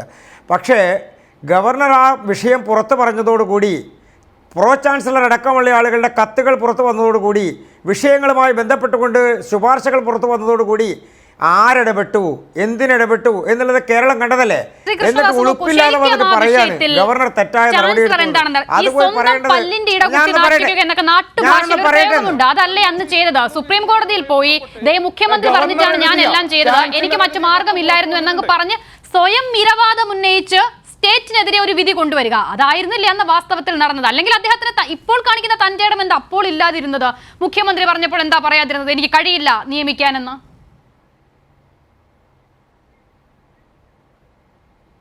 അതുകൊണ്ടാണ് ആശ്രിത ഞാൻ പറഞ്ഞത്, SFIയുടെ പ്രതിനിധി ബഹുമാനപ്പെട്ട കേരളത്തിൻ്റെ മുഖ്യമന്ത്രിക്കെതിരായാണ് സംസാരിക്കുന്നതെന്ന് ഞാൻ പറഞ്ഞതുകൊണ്ടാണ്. അത് ഗവർണർ പറയാനുള്ള സാഹചര്യം എങ്ങനെയാണ് ഉണ്ടായത്? ഈ SFIക്കാരെ പോലെയുള്ള ആളുകൾ ഗവർണർക്കെതിരെ നിരന്തരമായ ആരോപണങ്ങൾ ഉന്നയിക്കുക, 3-4 മന്ത്രിമാർ നിരന്തരമായ ആരോപണങ്ങൾ ഉന്നയിക്കുക, ഉന്നത വിദ്യാഭ്യാസ മന്ത്രി നിരന്തരമായ ആരോപണങ്ങൾ ഉന്നയിക്കുക, ശ്രീ ഗോപിനാഥ് രവീന്ദ്രൻ്റെ നിയമനവുമായി ബന്ധപ്പെട്ടുകൊണ്ട് അദ്ദേഹത്തിന് ചാർത്തിക്കൊടുത്തിരുന്ന പട്ടങ്ങൾ എന്തെല്ലാമായിരുന്നു? ആ നിയമനം റദ്ദാക്കുന്നതിൻ്റെ ദിവസം വരെ, ബഹുമാനപ്പെട്ട സുപ്രീം കോടതിയുടെ വിധി വരുന്ന ദിവസം വരെ ഈ SFIയുടെയും ഉന്നത വിദ്യാഭ്യാസ മന്ത്രിയുടെയും സർക്കാരിൻ്റെയും എല്ലാം നിലപാടെന്തായിരുന്നു? അത് ശരിയാണ് എന്നല്ലായിരുന്നോ? ആ നിയമനം ശരിയാണ് എന്നുള്ളതല്ലായിരുന്നോ? അപ്പോൾ എന്തുകൊണ്ടാണ് അത് തെറ്റാണെന്ന് പറയാനുള്ള സാഹചര്യം ഉണ്ടായത്? ബഹുമാനപ്പെട്ട സുപ്രീം കോടതി അത് നടത്തിയിട്ടുള്ള ഇടപെടലുകൾ തെറ്റാണെന്ന് പറയുന്ന സാഹചര്യം ഉണ്ടായി. കൃഷ്ണദാസ് അങ്ങനെ പറഞ്ഞിട്ടുണ്ടെങ്കിൽ അതിന്റെ സാഹചര്യം ഉണ്ടാക്കിയതാരാണ്? ഇതേ ചാൻസലർ അല്ലേ? അവിടെ പോയി ഇടപാട് ഉന്നയിച്ച സ്വയം നാറുകയായിരുന്നില്ലേ അദ്ദേഹം? തന്റെ ഇടം വന്നായിരുന്നില്ല? ശ്രീ ജയചന്ദ്രൻ, അതിലൊരു കമന്റ് താങ്കൾക്ക് ഉണ്ടാക്കുന്നു. ശ്രീ ജയചന്ദ്രൻ. അല്ലല്ല, ജയചന്ദ്രന്റെ ഗോപിനാഥ് രവീന്ദ്രനെ സംബന്ധിച്ച് താങ്കൾ പറയുന്നത് അടിസ്ഥാനരഹിതമായ കാര്യമാണ് സുഹൃത്തെ. അല്ല, ഞാനത് പറയട്ടെ പ്ലീസ്. ഈ സുപ്രീം കോടതി ഗോപിനാഥ് രവീന്ദ്രന്റെ യോഗ്യതയെ സംബന്ധിച്ചോ കാലാവധി നീട്ടിക്കൊടുത്തതിനെ ഒന്നും തർക്കിച്ചിട്ടില്ല. ഒരൊറ്റ കാര്യമേ പറഞ്ഞിട്ടുള്ളൂ സുപ്രീം കോടതി. അത് മനസ്സിലാക്കണം ദയവായി. ഗവർണർ എനിക്ക് നിർബന്ധം കൊണ്ട് ചെയ്യേണ്ടി വന്നതാണ് എന്ന് പറഞ്ഞതാണ് സുപ്രീം കോടതി ആ തരത്തിൽ ഉത്തരവിടാൻ കാരണമെന്ന് ആർക്കാണ് അറിയാത്തത്? അദ്ദേഹത്തിൻ്റെ യോഗ്യതയെ സംബന്ധിച്ചോ പുനർനിയമനം നൽകിയതിനെ സംബന്ധിച്ചോ ഒരു തർക്കവും സുപ്രീം കോടതി പറഞ്ഞിട്ടില്ല. ആ വസ്തുത മുന്നിലിരിക്കെ എന്തിനാണ് ഈ ഒരു വ്യാജത്വം ഇതിനകത്ത് കൊണ്ടുവരുന്നത്? എന്തിനാണ്? പറയൂ കൃഷ്ണദാസ്. ശ്രീ ജയചന്ദ്രൻ, ഞാനൊന്ന് തിരിച്ചു ചോദിക്കട്ടെ. അക്ഷിത ചോദിച്ച അതേ ചോദ്യം ഞാൻ തിരിച്ചു ചോദിക്കട്ടെ. ആ നിയമനം നടത്തിയതിൻ്റെ പിന്നിൽ എന്തായിരുന്നു ചേതോ വികാരം എന്നുള്ളത് ഗവർണർ പറഞ്ഞപ്പോൾ ആ ഗവർണർ പറഞ്ഞത് തെറ്റാണ് എന്നും ആ നിയമനം ശരിയാണ് എന്നുമല്ലേ നിങ്ങൾ വാദിച്ചുകൊണ്ടിരുന്നത്? ആ നിയമനം തെറ്റാണ് എന്ന് സുപ്രീം കോടതി പറഞ്ഞപ്പോൾ നിങ്ങൾ പ്ലേറ്റ് മറച്ചു. അതിനപ്പുറത്തേക്ക് നിങ്ങളുടെ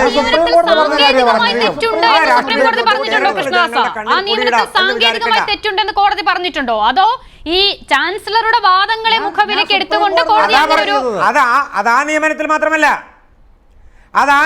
മാത്രമല്ല അക്ഷിത, അതാ നിയമനത്തിൽ മാത്രമല്ല കേരളത്തിലെ മുഴുവൻ സർവകലാശാലകളുടെയും വൈസ് ചാൻസലർമാരെ നിയമിച്ചിരിക്കുന്നതിൽ തെറ്റായ നടപടിക്രമമാണ് എടുത്തിട്ടുള്ളത് എന്നാണ് പറഞ്ഞത്. അങ്ങനെയല്ലേ ഒരു സർവകലാശാലയിലെ വൈസ് ചാൻസലർ ഇല്ലാതെയാകുന്നതോടുകൂടി എല്ലാ സർവകലാശാലകളിലും അതേ പ്രശ്നം നേരിടേണ്ട സാഹചര്യം ഉണ്ടായത് എങ്ങനെയാണ്?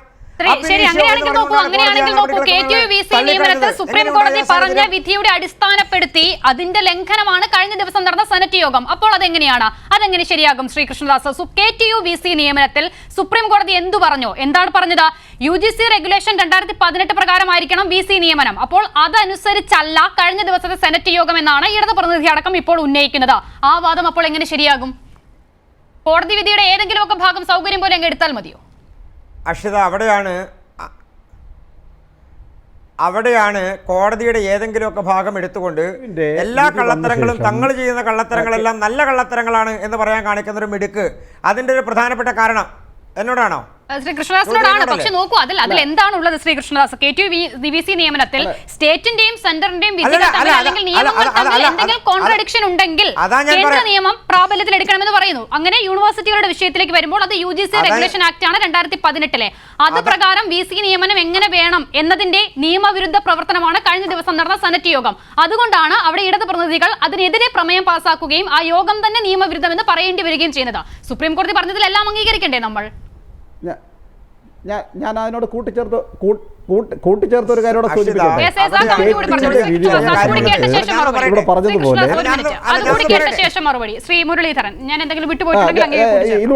ഇതൂടെ കേട്ടിട്ട് ഞാൻ പറയുന്നൂടെ കേട്ടിട്ട് മറുപടി. അതായത് KTU-ന്റെ കേസ് വന്നപ്പോൾ സ്റ്റേറ്റ് നിയമവും റെഗുലേഷനും UGC റെഗുലേഷൻ തമ്മിലുള്ള കോൺഫ്ലിക്റ്റ് അവിടെ സെൻട്രൽ ലോ നിലനിൽക്കും. അതിൻ്റെ അടിസ്ഥാനത്തിൽ KTU വൈസ് ചാൻസലറെ പുറത്താക്കി. ഈ സമയത്ത് UGC റെഗുലേഷനിൽ ഊന്നി നിന്നുകൊണ്ട് കേരള സർവകലാശാലയിൽ A++ കിട്ടുന്നതിനും ഇന്ത്യയിൽ തന്നെ ഏറ്റവും ഉയർന്ന ഗ്രേഡ് കിട്ടുന്നതിനും പ്രവർത്തിച്ച ഡോക്ടർ മഹാദേവൻ പിള്ള സാറിനെ ഈ വിധിയുടെ പശ്ചാത്തലത്തിൽ രാജിവെക്കണമെന്ന് നോട്ടീസ് കൊടുത്ത ആളാണ് ബഹുമാനപ്പെട്ട കേരളത്തിൻ്റെ ഗവർണർ. ആ ചാൻസലർ തന്നെ ഇപ്പോൾ കേരള യൂണിവേഴ്സിറ്റിയോട് ആവശ്യപ്പെടുകയാണ്, സെനറ്റിനോട് ആവശ്യപ്പെടുകയാണ് കേരളത്തിലെ സർവകലാശാലയുടെ ആക്ട് 10(1) അനുസരിച്ചിട്ട് നോമിനിയെ കൊടുക്കണമെന്ന്. Yes. ശ്രീകൃഷ്ണദാസ് നോക്കൂ, അപ്പോൾ ആ നിയമപ്രകാരം അങ്ങനെ ചാൻസലർക്ക് ചോദിക്കാൻ അധികാരമില്ല. ചോദിക്കുന്നത് പോട്ടെ, നോമിനേഷന് തന്നെ സാധുതയില്ല. കൃഷ്ണദാസ്, അപ്പോൾ പിന്നെ എങ്ങനെ യോഗം നടന്നു? അല്ല, അതല്ലെന്ന് പിന്നെ നടന്നു. അക്ഷിത, ഇവിടുത്തെ ഒരു ചെറിയ പ്രശ്നം അക്ഷിത, ഇവിടുത്തെ ഒരു ചെറിയ പ്രശ്നം SFIയെ സംബന്ധിച്ചും ഇടതുപക്ഷ സംഘടനകളെ സംബന്ധിച്ചും അവർക്ക് വിധി വരുന്ന ദിവസം വരെ അവർക്കൊരു കാര്യം ശരിയും, വിധി വരുമ്പോൾ ആ ദിവസം മുതൽ മറ്റൊരു കാര്യം ശരിയുമായി മാറുകയാണ്.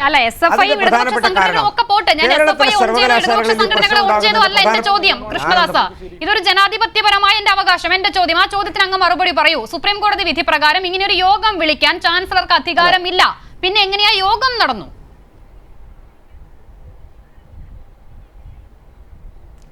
അക്ഷിത, നമ്മളുടെ സംസ്ഥാനത്തെ സർവകലാശാലകളുടെ വൈസ് ചാൻസലർമാരുടെ നിയമനവുമായി ബന്ധപ്പെട്ടുകൊണ്ട് ആ നിയമനം പൂർണ്ണമായും തെറ്റായ രീതിയിൽ UGC ചട്ടങ്ങൾക്ക് വിരുദ്ധമായാണ് നടന്നിട്ടുള്ളത് എന്നുള്ളതിൻ്റെ അടിസ്ഥാനത്തിലാണ് എല്ലാ സർവകലാശാലകളും ഇപ്പോൾ പ്രതിസന്ധി നേരിടുന്നത്. അതിലൊരു പ്രധാനപ്പെട്ട വിഷയം സെനറ്റ് പ്രതിനിധിയെ നൽകണം എന്ന് വൈസ് ചാൻസലറുടെ നിയമനത്തിന് വേണ്ടിയിട്ടുള്ള സെർച്ച് കമ്മിറ്റിയിലേക്ക് സെനറ്റിൻ്റെ പ്രതിനിധിയെ നൽകണം എന്ന് പറഞ്ഞു. ഏത് സർവകലാശാലയാണ് നൽകിയത്? ഏതെങ്കിലും സർവകലാശാല നൽകിയോ? എന്താണ് വൈസ് ചാൻസലർമാരെ നിയമിക്കാൻ വേണ്ടിയിട്ടുള്ള സെർച്ച് കമ്മിറ്റി കൂടാനുള്ള ബുദ്ധിമുട്ട് നേരിടുന്നത്? ഗവർണർ അന്ത്യശാസ്ത്രം നൽകുന്ന ചാൻസലർ പറഞ്ഞു. ശ്രീകൃഷ്ണദാസ് UGC റെഗുലേഷൻ പറയുന്നുണ്ടോ? ചാൻസലർ ആര് ചുമതലപ്പെടുത്തി? അല്ലല്ല, എനിക്ക് നിങ്ങളുടെ നിങ്ങൾ അക്ഷിത, എനിക്ക് അവർ പാർട്ടി യോഗത്തിൽ സംസാരിക്കുന്നത് പോലെ സംസാരിക്കുന്നതിനോട് എനിക്ക് ഉത്തരം പറയാൻ ബുദ്ധിമുട്ടാണ്. എനിക്ക് എന്നോട് നിങ്ങൾ ആങ്കർ ചോദിക്കുന്ന ഏത് വിഷയം വേണമെങ്കിലും എടുത്ത് അതാ ഞാൻ പറഞ്ഞു. അല്ല, അത് വേണ്ട, നിങ്ങൾ അങ്ങനെ സംസാരിക്കണ്ട, അങ്ങനെ ഒരിക്കലും സംസാരിക്കണ്ട, നിങ്ങളെ കൊണ്ട് കഴിയില്ല, അത് വേണ്ട.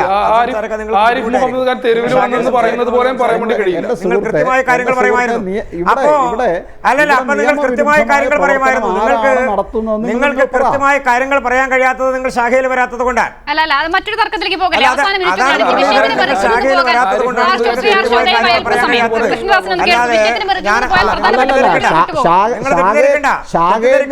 ശാഖയിൽ നിന്നും മാത്രം അറിവ് കിട്ടിയ കുറെ ആളുകൾ കേരള സർവകലാശാലയുടെ സെനറ്റിലേക്ക് എത്തിയതുകൊണ്ടാണ് ഈ നിയമവിരുദ്ധ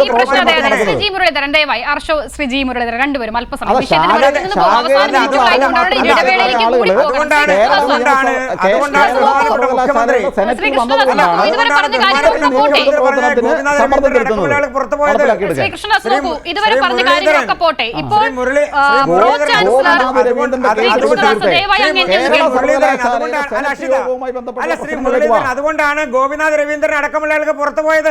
എന്റെ സുഹൃത്തെ, കേരള സർവകലാശാലയിലെ സെനറ്റ് യോഗവുമായി ബന്ധപ്പെട്ട് ഒരു മിനിറ്റ് രണ്ടുപേരും ഒരു മിനിറ്റ് ഒന്ന് നിശബ്ദമായി കേൾക്കൂ. ശ്രീകൃഷ്ണദാസ് പറയൂ, ആ പോയിന്റ് പറഞ്ഞു പൂർത്തിയാക്കി. എന്റെ ചോദ്യമായി നിൽക്കുന്നു. ശ്രീകൃഷ്ണദാസ് ഡയറക്റ്റ് ആയിട്ട് ചോദ്യത്തിലേക്ക് വരൂ. സമയമില്ലാത്തത് കൊണ്ടാണ്, ഇല്ലെങ്കിൽ താങ്കളുടെ അവസരം തന്നെ നഷ്ടമാകും. ഇപ്പോൾ പ്രോ ചാൻസലർ ഹെഡ് ചെയ്തത് നിയമവിരുദ്ധമെന്ന് നിങ്ങൾ പറയുന്നു. വാസ്തവത്തിൽ നിയമപ്രകാരം, സുപ്രീം കോടതി വിധി പ്രകാരം ആ യോഗം നിയമവിരുദ്ധമായിരുന്നു. അങ്ങനെ നിയമവിരുദ്ധമായി വിളിച്ച ഒരു യോഗത്തിലാണ് പ്രോ ചാൻസലർ അങ്ങനെ എത്തിയെങ്കിൽ തന്നെ എത്തിയത്. അപ്പോൾ ആ യോഗം നിയമവിരുദ്ധമാണ് എന്നുള്ളതിൽ എന്താണ് നിങ്ങളുടെ വാദം?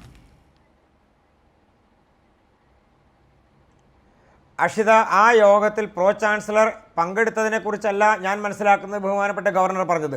അദ്ദേഹത്തിൻ്റെ അധികാരം ഉപയോഗിക്കാൻ ശ്രമിച്ചു എന്നുള്ളത് കൊണ്ടാണ് ഞാൻ മനസ്സിലാക്കുന്നത്. അങ്ങനെയാണ് അദ്ദേഹത്തിൻ്റെ അധികാരം ഉപയോഗിക്കാൻ, അതായത് ചാൻസലറുടെ അധികാരം ഉപയോഗിക്കാൻ ചാൻസലർ ഉള്ളപ്പോൾ നിങ്ങൾ വായിച്ച വാചകം തന്നെ ഇന്നബിലിറ്റി എന്ന് പറയുന്നതാണ്. ആ ഇന്നബിലിറ്റി ചാൻസലർക്കുണ്ട് എന്ന് പറയാൻ ആരാ?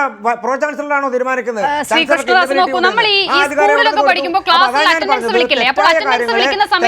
ഏതെങ്കിലും ഒരു കുട്ടിയുടെ പേര് വിളിക്കുമ്പോൾ ആ കുട്ടി ക്ലാസ്സിൽ ഇല്ലെങ്കിൽ നമ്മൾ ആബ്സെന്റ് എന്നാണ് രേഖപ്പെടുത്തുക. അല്ലാതെ ആ കുട്ടി സ്കൂളിൽ എവിടെയെങ്കിലും ഉണ്ട്, അല്ലെങ്കിൽ ഏതെങ്കിലും സമയത്ത് വരില്ല എന്ന് അറിയിച്ചിട്ടില്ല എന്നൊക്കെ പറഞ്ഞാൽ പ്രസന്റ് ഇടുമോ? ആബ്സെന്റ് അല്ലേ രേഖപ്പെടുത്തുക. അതാണ് ഈ യോഗത്തിൽ ഉണ്ടായ ചാൻസലറുടെ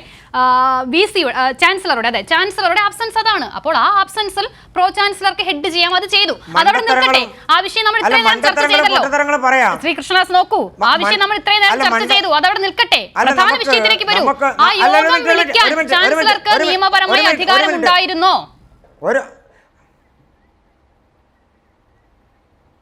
അതാ ഞാൻ പറഞ്ഞത്. LKG കുട്ടികളുടെ പോലത്തെ മണ്ടത്തരങ്ങളും പൊട്ടത്തരങ്ങളും നിങ്ങൾക്ക് പറയാം, നിങ്ങൾക്ക് ചെയ്യാനുള്ള അധികാരം ഉപയോഗിക്കാം. അങ്ങനെ ചെയ്യുന്ന തെറ്റായ നടപടിയെ തെറ്റാണെന്ന് ക്ലാസ് ടീച്ചർ പറഞ്ഞാൽ, തെറ്റാണെന്ന് ഏതെങ്കിലും ഒരാൾ പറഞ്ഞാൽ അത് തെറ്റാണ് എന്ന് കണ്ടെത്തിക്കൊണ്ട് നിങ്ങൾ വീണ്ടും ആ കുട്ടിയെ പോലെ വാശി പിടിക്കരുതെന്നേ ഞാൻ പറഞ്ഞുള്ളൂ. അത്രേ ഞാൻ പറഞ്ഞുള്ളൂ.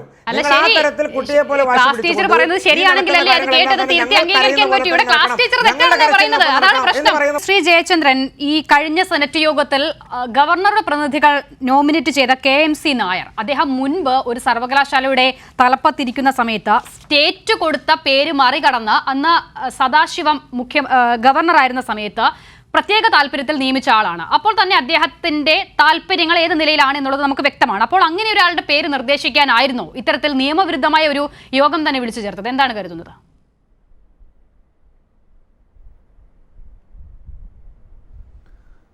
അസിത, ഇത് ഗവർണറുടെ നിരാശയാണ് ഇതിൻ്റെ എല്ലാം പ്രശ്നമെന്ന് പറയുന്നത്. ഈ ഇങ്ങനൊരു യോഗം അദ്ദേഹം ഉദ്ദേശിച്ചത് ബിന്ദു ടീച്ചർ വരുമെന്നോ ഈ ഒരു പരിപാടിയിൽ സെനറ്റ് യോഗത്തിൽ അധ്യക്ഷത വഹിക്കുമെന്നോ സ്വപ്നത്തിൽ പോലും അദ്ദേഹം വിചാരിച്ചില്ല. താൻ പറയുന്നത് കേൾക്കുന്ന ഡോക്ടർ മോഹൻ കുന്നുമ്മലിനെ വെച്ച് അദ്ദേഹത്തിൻ്റെ ഇപ്പോൾ താങ്കൾ സൂചിപ്പിച്ചതടക്കമുള്ള അജണ്ടകൾ അനായാസം നടപ്പാക്കിയെടുക്കാൻ കഴിയും എന്ന് തെറ്റിദ്ധരിച്ചിടത്താണ് ചാൻസലർക്ക് പറ്റിയ ഏറ്റവും വലിയ അബദ്ധം എന്ന് പറയുന്നത്. പക്ഷേ അത് അംഗീകരിക്കാൻ കൂട്ടാക്കാതെയാണ് അതിൽ നിരാശനായ അദ്ദേഹം പിന്നീട് പ്രത്യക്ഷപ്പെടുന്ന കോപാക്രാന്തനായിട്ടാണല്ലോ. അത്രയും ഈ കോപാക്രാന്തനായിട്ട് പ്രത്യക്ഷപ്പെടുമ്പോൾ ഒരു ചോദ്യം എനിക്ക് ഒറ്റ ചോദ്യമേ ഉള്ളൂ. കേരളം പൊതുവായി ചോദിക്കാൻ ആഗ്രഹിക്കുന്ന ചോദ്യം തന്നെയാണെന്ന് ഞാൻ വിചാരിക്കുന്നു. അത് എന്തെങ്കിലും നീതിബോധത്തിൽ അധിഷ്ഠിതമാണോ ഈ ഗവർണറുടെ ചാൻസലർ എന്ന നിലയിലുള്ള പ്രവർത്തനങ്ങൾ ഇത്രയും നാൾ ചെയ്തു വന്നിരുന്നത്? എന്തെങ്കിലും നീതിബോധത്തിൽ അധിഷ്ഠിതമാണോ? ശ്രീ കൃഷ്ണദാസ് താങ്കൾ പറഞ്ഞ ഗോപിനാഥ് രവീന്ദ്രൻ്റെ കാര്യം ഞാൻ പറഞ്ഞു. പിന്നെ അത് എല്ലാ കാര്യത്തിലും അങ്ങനെ പറയാനുണ്ട്, പക്ഷേ നമ്മുടെ ഫോക്കസ് അതല്ലാത്തതുകൊണ്ട് ഞാൻ പറയുന്നില്ല എന്നുള്ളതേ ഉള്ളൂ. ഇദ്ദേഹത്തിന് എന്ത് നീതിബോധമാണ് കേരളീയ സമൂഹത്തിൽ താൻ വിദ്യാഭ്യാസ രംഗത്ത് സർവകലാശാലയുടെ ചാൻസലർ എന്നുള്ള നിലയിൽ ചെയ്തുകൊണ്ടിരിക്കുന്നത് എന്ന് ഒരു തവണയെങ്കിലും ബോധ്യപ്പെടുത്താൻ കഴിഞ്ഞാൽ താങ്കളുടെ വാദത്തിനോട് ഞാൻ യോജിക്കുമായിരുന്നു. പരിപൂർണമായി ചർച്ചയിൽ തന്നെ യോജിക്കുന്ന ആളാണ് ഞാൻ. പക്ഷേ ദൗർഭാഗ്യവശാൽ അദ്ദേഹം ചെയ്യുന്നത് മുഴുവനും ഈ വിദ്യാഭ്യാസ വിരുദ്ധമായ കാര്യങ്ങളാണ്. യൂണിവേഴ്സിറ്റിയുടെ മുമ്പോട്ടുള്ള പോക്കിന് ഇപ്പോൾ നമ്മുടെ ബഹുമാനപ്പെട്ട സെനറ്റ് മെമ്പർ പറഞ്ഞില്ലേ, A++ ഗ്രേഡ് നേടാൻ സഹായിച്ച ആ ഒരു സമയം, സാഹചര്യം, സംവിധാനം, വ്യക്തിത്വങ്ങൾ അതൊക്കെ നിലനിൽക്കെ ഇവിടുത്തെ വിദ്യാഭ്യാസത്തിന് നിലവാരമില്ല എന്ന് നിരന്തരം പറഞ്ഞുകൊണ്ടിരിക്കുന്ന ആരാണ്? ഇപ്പോഴും കിട്ടുന്ന സമയത്തെല്ലാം കേരളത്തിനെതിരെ ആഞ്ഞടിച്ചുകൊണ്ടിരിക്കുന്ന ആരാണ്? വിദ്യാഭ്യാസത്തിൻ്റെ കാര്യം മാത്രമേ ഞാൻ പറയുന്നത്, മറ്റു കാര്യമൊന്നും പറയുന്നില്ല. ഇന്നലെ RN രവിയെക്കുറിച്ച് സുപ്രീം കോടതി പറഞ്ഞൊന്ന് ഓർക്കുന്നത് നല്ലതാണ് കൂട്ടത്തിൽ കേട്ടോ. ഗവൺമെൻറ്റുമായിട്ട് ചർച്ച ചെയ്യണമെന്ന് ഇവിടെയും വരാൻ പോകുന്നത് അത് തന്നെയാണേ. അത് മറിച്ചൊന്നും കരുതണ്ട. സുപ്രീം കോടതി പറയാൻ പോകുന്നത് ഗവർണർ സർക്കാരുമായിട്ട് ചർച്ച ചെയ്യണം എന്നേ സുപ്രീം കോടതിക്ക് ഇക്കാര്യത്തിലും പറയാൻ കഴിയൂ. അത് അടുത്ത ദിവസങ്ങളിൽ വരാനിരിക്കുന്നുള്ളതിരിക്കട്ടെ, ഞാൻ അതിലേക്ക് പോകുന്നുമില്ല. പക്ഷേ ഇതാണ് എൻ്റെ ചോദ്യം, ഇതാണ് നീതിബോധത്തിൻ്റെ ഒരു കണികയെങ്കിലും വിദ്യാഭ്യാസപരമായ ഔന്നത്യമൊന്നും ഉണ്ടാക്കാൻ അദ്ദേഹം നിൽക്കണ്ട. പക്ഷേ നീതിബോധത്തിൻ്റെ സ്വന്തം പദവിയുടെ, അതാണ് ഉന്നത വിദ്യാഭ്യാസ മന്ത്രി പറഞ്ഞത്, താൻ ഇരിക്കുന്ന പദവിയുടെ ആ ഒരു ഔന്നത്യം കാണാനെങ്കിലും ഈ മാന്യദേഹത്തിന് കഴിയുന്നില്ല എന്നുള്ളിടത്താണ് അദ്ദേഹത്തിൻ്റെ പരാജയം, കേരളത്തിൻ്റെ അല്ലാതെ. കേരളം പരാജയപ്പെടുകയുമില്ല ഇക്കാര്യത്തിൽ. ഒരു കാരണവശാലും കേരളം പരാജയപ്പെടുകയില്ല എന്നുള്ളതിന് ഒരുപാട് ഉദാഹരണങ്ങളുണ്ട്. അതിൻ്റെ ഏറ്റവും വലിയ ഇന്നിപ്പോൾ പറയാൻ പറ്റുന്ന ഏറ്റവും വലിയ ഉദാഹരണം എന്ന് പറയുന്നത് ഇന്ന് രാവിലെ നടന്ന ഉന്നത വിദ്യാഭ്യാസ രംഗവുമായി ബന്ധപ്പെട്ട മുഖ്യമന്ത്രിയുടെ മുഖാമുഖമാണ്. അത് നമുക്കിപ്പോൾ ലഭ്യമാണല്ലോ. അതിൻ്റെ അകത്ത് കാര്യങ്ങളെല്ലാം വരുന്നുണ്ട്. എന്താണ് കേരളം, എങ്ങോട്ടാണ് കേരളം ഈ മേഖലയിൽ വിദ്യാഭ്യാസ രംഗത്ത്? അവിടെ ഇതുപോലൊരു ചാൻസലർ വിചാരിച്ചാൽ ഒരു ചുക്കും ചെയ്യാൻ കഴിയില്ല. അദ്ദേഹത്തിൻ്റെ ഇത്തരത്തിലുള്ള എന്താണ് പറയുന്നത്, ഇത്തരത്തിലുള്ള ഞാൻ പറഞ്ഞതുപോലെ തന്നെയുള്ള വാചാടോപങ്ങൾ അത് മാത്രമേ ഉള്ളൂ. അത്തരം ഗിമ്മിക്കുകളുണ്ടെന്നും കേരളത്തിലെ ആരെയും ഒന്ന് ഇരുത്താൻ പോലും കഴിയില്ല, പിന്നല്ല ഭയപ്പെടുത്താൻ. അതൊക്കെ വിട്ടുകളയൂ എന്നുള്ളത് ആ ഗവർണറോട് പറയാനുള്ളൂ. താങ്കളെപ്പോലുള്ളവർക്ക് പറഞ്ഞു കൊടുക്കാൻ കഴിയുമെങ്കിൽ അദ്ദേഹത്തിൻ്റെ കൂടെ നിൽക്കുന്ന കോട്ടറി ഉണ്ടല്ലോ, ചുറ്റുപാട് നിൽക്കുന്ന ചില അത്യാവശ്യം വേണ്ട ആൾക്കാർ, അവരോടൊന്ന് പറഞ്ഞു കൊടുക്കാൻ കഴിയില്ലെന്ന് എനിക്കറിയാം. എങ്കിലും അതേ എനിക്ക് നമ്മുടെ ഈ ചർച്ചയിൽ താങ്കളോട് നിർദ്ദേശിക്കാനുള്ളൂ. ശ്രീ ജി മുരളീധരൻ, നോക്കൂ, ഇപ്പോൾ എന്തായാലും ഈ VC നിയമനം ബാലികേറാമലയായി നിൽക്കുന്നുണ്ട്. ആ സ്റ്റേറ്റ് പാസാക്കിയ ഭേദഗതി തീരുമാനമാകാതെ രാഷ്ട്രപതിക്ക് മുന്നിൽ ഇരിക്കുന്നുമുണ്ട്. അപ്പോൾ അങ്ങനെ വരുമ്പോൾ ഇനി VC നിയമന വിഷയത്തിൽ എന്താകും അതിന്റെ ഭാവി?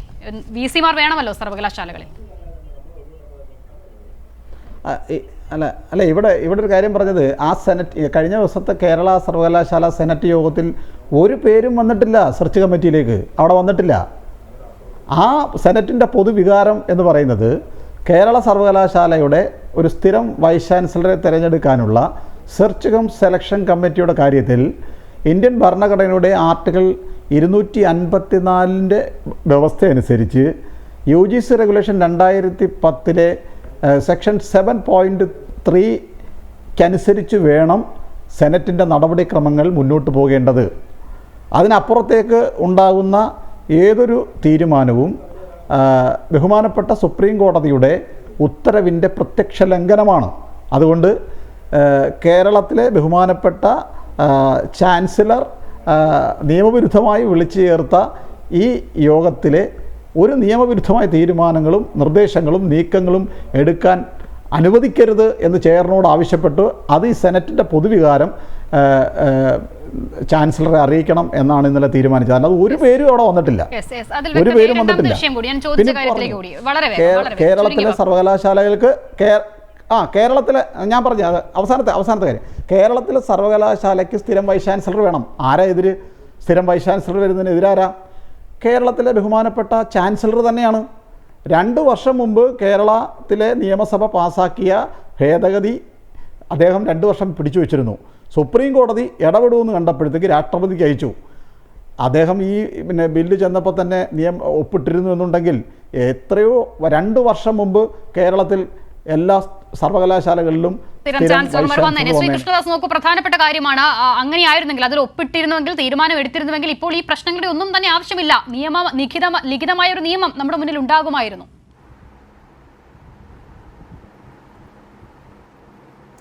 നമ്മുടെ സർവകലാശാലകളിൽ കഴിഞ്ഞ എത്രയോ കാലങ്ങളായി നടന്നുകൊണ്ടിരിക്കുന്ന തെറ്റായ നടപടിക്രമങ്ങൾ, ആ തെറ്റായ നടപടിക്രമങ്ങളെ ഗവർണർ അതിശക്തമായി എതിർത്തു. അദ്ദേഹം ആ അഴിമതിക്കും സ്വജനപക്ഷപാതത്തിനും എതിരായി നിലകൊണ്ടു എന്നുള്ളത് കൊണ്ടാണ് ഇല്ലാത്ത നിയമങ്ങളും ഇല്ലാത്ത കാര്യങ്ങളും ഇല്ലാത്ത പ്രൊസീജിയറും പറഞ്ഞ് ചാൻസലറുടെ നടപടിക്രമങ്ങളെ നിരന്തരമായി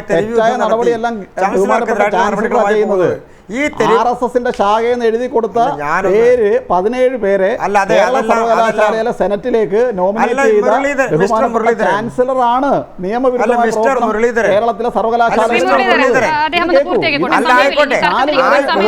ഹൈക്കോടതി സ്റ്റേ ചെയ്തിരിക്കുകയാണ്. മുരളീധരൻ, എന്തായത്? നിങ്ങൾക്ക് ഒരു സാമാന്യ മര്യാദയില്ലേ? അല്ല, ഒരു സാമാന്യ മര്യാദയില്ല ഒരു ചർച്ചയിൽ. എന്റെ കാര്യമല്ലേ പറഞ്ഞുകൊണ്ടിരിക്കുന്നത്? ഞാൻ പറയേണ്ട കാര്യമല്ലേ പറയുന്നത്? ഒറ്റ കാര്യമേ ഉള്ളൂ. ബഹുമാനപ്പെട്ട സുപ്രീം കോടതിയിലാണെങ്കിലും ബഹുമാനപ്പെട്ട ഹൈക്കോടതികളിലാണെങ്കിലും ചാൻസലർമാരുമായി ബന്ധപ്പെട്ടുകൊണ്ടുള്ള നിയമന നടപടികൾ, അത് ചാൻസലർ എടുത്തിട്ടുള്ള നടപടിയാണ് ശരിയെന്ന് ശരിവെക്കുന്നതാണ് എല്ലാ കോടതി ഉത്തരവുകളും. അതിന് ഏതെങ്കിലും ഒരു കോടതി ഉത്തരവ് മറിച്ചുണ്ടായിട്ടുണ്ടോ? അതുകൊണ്ടാണ് ഞാൻ നേരത്തെ സൂചിപ്പിച്ചത്, SFIയുടെ നേതാവ് അടക്കമുള്ള ആളുകൾ നിങ്ങൾ മുഖ്യമന്ത്രിക്കും മന്ത്രിമാരുടെ നിലപാടുകൾക്കും എതിരായിട്ടുള്ള നിലപാടുകളാണ് സ്വീകരിക്കുന്നത്. മുഖ്യമന്ത്രി പറഞ്ഞതുകൊണ്ടാണ് നിയമിച്ചത് എന്ന് പറഞ്ഞ കാര്യമാണ് സുപ്രീം കോടതി എടുത്ത് കാട്ടിക്കളഞ്ഞത്. അപ്പോൾ അതാണ് ഞാൻ പറഞ്ഞത്, ബഹുമാനപ്പെട്ട ചാൻസലർ എടുക്കുന്ന നടപടിക്രമങ്ങൾ അത് ശരിയാണ് എന്ന് UGC ചട്ടത്തിൻ്റെയും അതുപോലെ തന്നെ സർവകലാശാല ചട്ടങ്ങളുടെയും ആക്ടുകളുടെയും അടിസ്ഥാനത്തിൽ ബഹുമാനപ്പെട്ട സുപ്രീം കോടതി പറയുകയും അബ്നീഷ്യോ എന്ന് പറഞ്ഞൊരു നിയമനത്തെ തള്ളിക്കളയുന്നതോടുകൂടി കേരളത്തിലെ മുഴുവൻ സർവകലാശാലകളുടെയും പ്രൊസീജിയർ UGC ചട്ടങ്ങൾക്ക് വിരുദ്ധമായിട്ടാണ്, സെൻട്രൽ ആക്ടിന് വിരുദ്ധമായിട്ടാണ് എന്ന് പറയുന്ന സാഹചര്യം ബഹുമാനപ്പെട്ട സുപ്രീം കോടതിയിൽ എങ്ങനെയാണ് ഉണ്ടായത്? ഈ പ്രതിസന്ധി ആരാ ക്രിയേറ്റ് ചെയ്തത്? ഈ പ്രതിസന്ധി അവസാനത്തെ ഒരു മിനിറ്റ്, ഇന്ന് കഴിഞ്ഞ ദിവസം നടന്ന യോഗത്തിൽ പോലും SFIയുടെ പ്രതിഷേധം, ചോദ്യം കൂടി കേട്ട ശേഷം SFIയുടെ പ്രതിഷേധം ഭയന്നാണ് ഗവർണറുടെ നോമിനികൾ വളരെ മണിക്കൂറുകൾ മുൻപ് തന്നെ ആ ഹോളിനകത്തേക്ക് കയറിയത്. ഇന്നിപ്പോൾ പലയിടങ്ങളിലും ഗവർണർക്കെതിരെ SFI പ്രതിഷേധം ഉയർത്തുന്നു. അതാണ് നമ്മൾ ദൃശ്യങ്ങളിൽ ഇപ്പോൾ കാണുക കൂടി ചെയ്യുന്നത്. എങ്ങനെയാണ് തുടർ നടപടികൾ? ചുരുങ്ങിയ വാക്കുകളിൽ ആർഷോ പൂർത്തിയാക്കിക്കോളൂ. ഇന്ന് രാവിലെ ബഹുമാനപ്പെട്ട കേരളത്തിന്റെ ഉന്നത വിദ്യാഭ്യാസ വകുപ്പ് മന്ത്രിയെ ക്രിമിനൽ എന്ന് ആക്ഷേപിച്ചതിന് ശേഷം ഇന്ന് ബഹുമാനപ്പെട്ട ചാൻസലർ ആരിഫ് മുഹമ്മദ് ഖാൻ കാലുകുത്തിയിട്ടുള്ളത് ദിവസങ്ങൾക്ക് മുൻപ് അദ്ദേഹം ഒരു ജനതയെ മുഴുവൻ ക്രിമിനലുകൾ എന്ന് വിളിച്ച് ആക്ഷേപിച്ച കണ്ണൂരിന്റെ മണ്ണിലാണ്. കണ്ണൂരിന്റെ മണ്ണിൽ കാലുകുത്തിയ നിമിഷം മുതൽ വിദ്യാർത്ഥി പ്രസ്ഥാനത്തിന്റെ, കണ്ണൂരിലെ ജനതയുടെ പ്രതിഷേധത്തിന്റെ ചൂട് അദ്ദേഹം അറിഞ്ഞുകൊണ്ടിരിക്കുകയാണ്. അതിന്റെ ദൃശ്യങ്ങളാണ് ഈ ഘട്ടത്തിൽ കൈരളി ന്യൂസിലൂടെ നമ്മൾ കണ്ടുകൊണ്ടിരിക്കുന്നത്. ശക്തമായിട്ടുള്ള പ്രതിഷേധം കേരളത്തിലെ സർവകലാശാലകളെ, ഉന്നത വിദ്യാഭ്യാസ രംഗത്തെ സംഘപരിവാർ വൽക്കരിക്കുന്നതിന് വേണ്ടി, കാവ്യവൽക്കരിക്കുന്നതിന് വേണ്ടിയുള്ള അജണ്ടയുമായി കടന്നു വന്നാൽ അതിനനുവദിക്കില്ല എന്ന് പ്രഖ്യാപിച്ചുകൊണ്ട് കേരളത്തിന്റെ മതനിരപേക്ഷ സമൂഹം ഒന്നടങ്കം ആ ഇടപെടലിനെതിരായിട്ടുള്ള പ്രതിഷേധം തീർക്കും. ആ പ്രതിഷേധങ്ങളുടെ ദിവസങ്ങളായിരിക്കും വരാനിരിക്കുന്നത്. അതിന്റെ ദൃശ്യങ്ങളാണ്, അല്ലെങ്കിൽ ആ നിലക്കുള്ള പ്രതിഷേധത്തിന്റെ, പ്രതിരോധത്തിന്റെ വിവരങ്ങളാണ് ഇപ്പോൾ നിലവിൽ നമുക്ക് കണ്ണൂരിൽ നിന്ന് ഉൾപ്പെടെ വന്നുകൊണ്ടിരിക്കുന്നത്. ശക്തമായിട്ടുള്ള പ്രതിഷേധം തീർത്തുകൊണ്ട് ഞങ്ങൾ മുന്നോട്ട് പോകും. വളരെ നന്ദി. PMR show, G Muraleedharan, M Jayachandran, P Krishnadas news and വ്യൂസിൽ സഹകരിച്ചതിന്. ന്യൂസ് ആൻഡ് വ്യൂസ് പൂർണ്ണമാകുന്നു.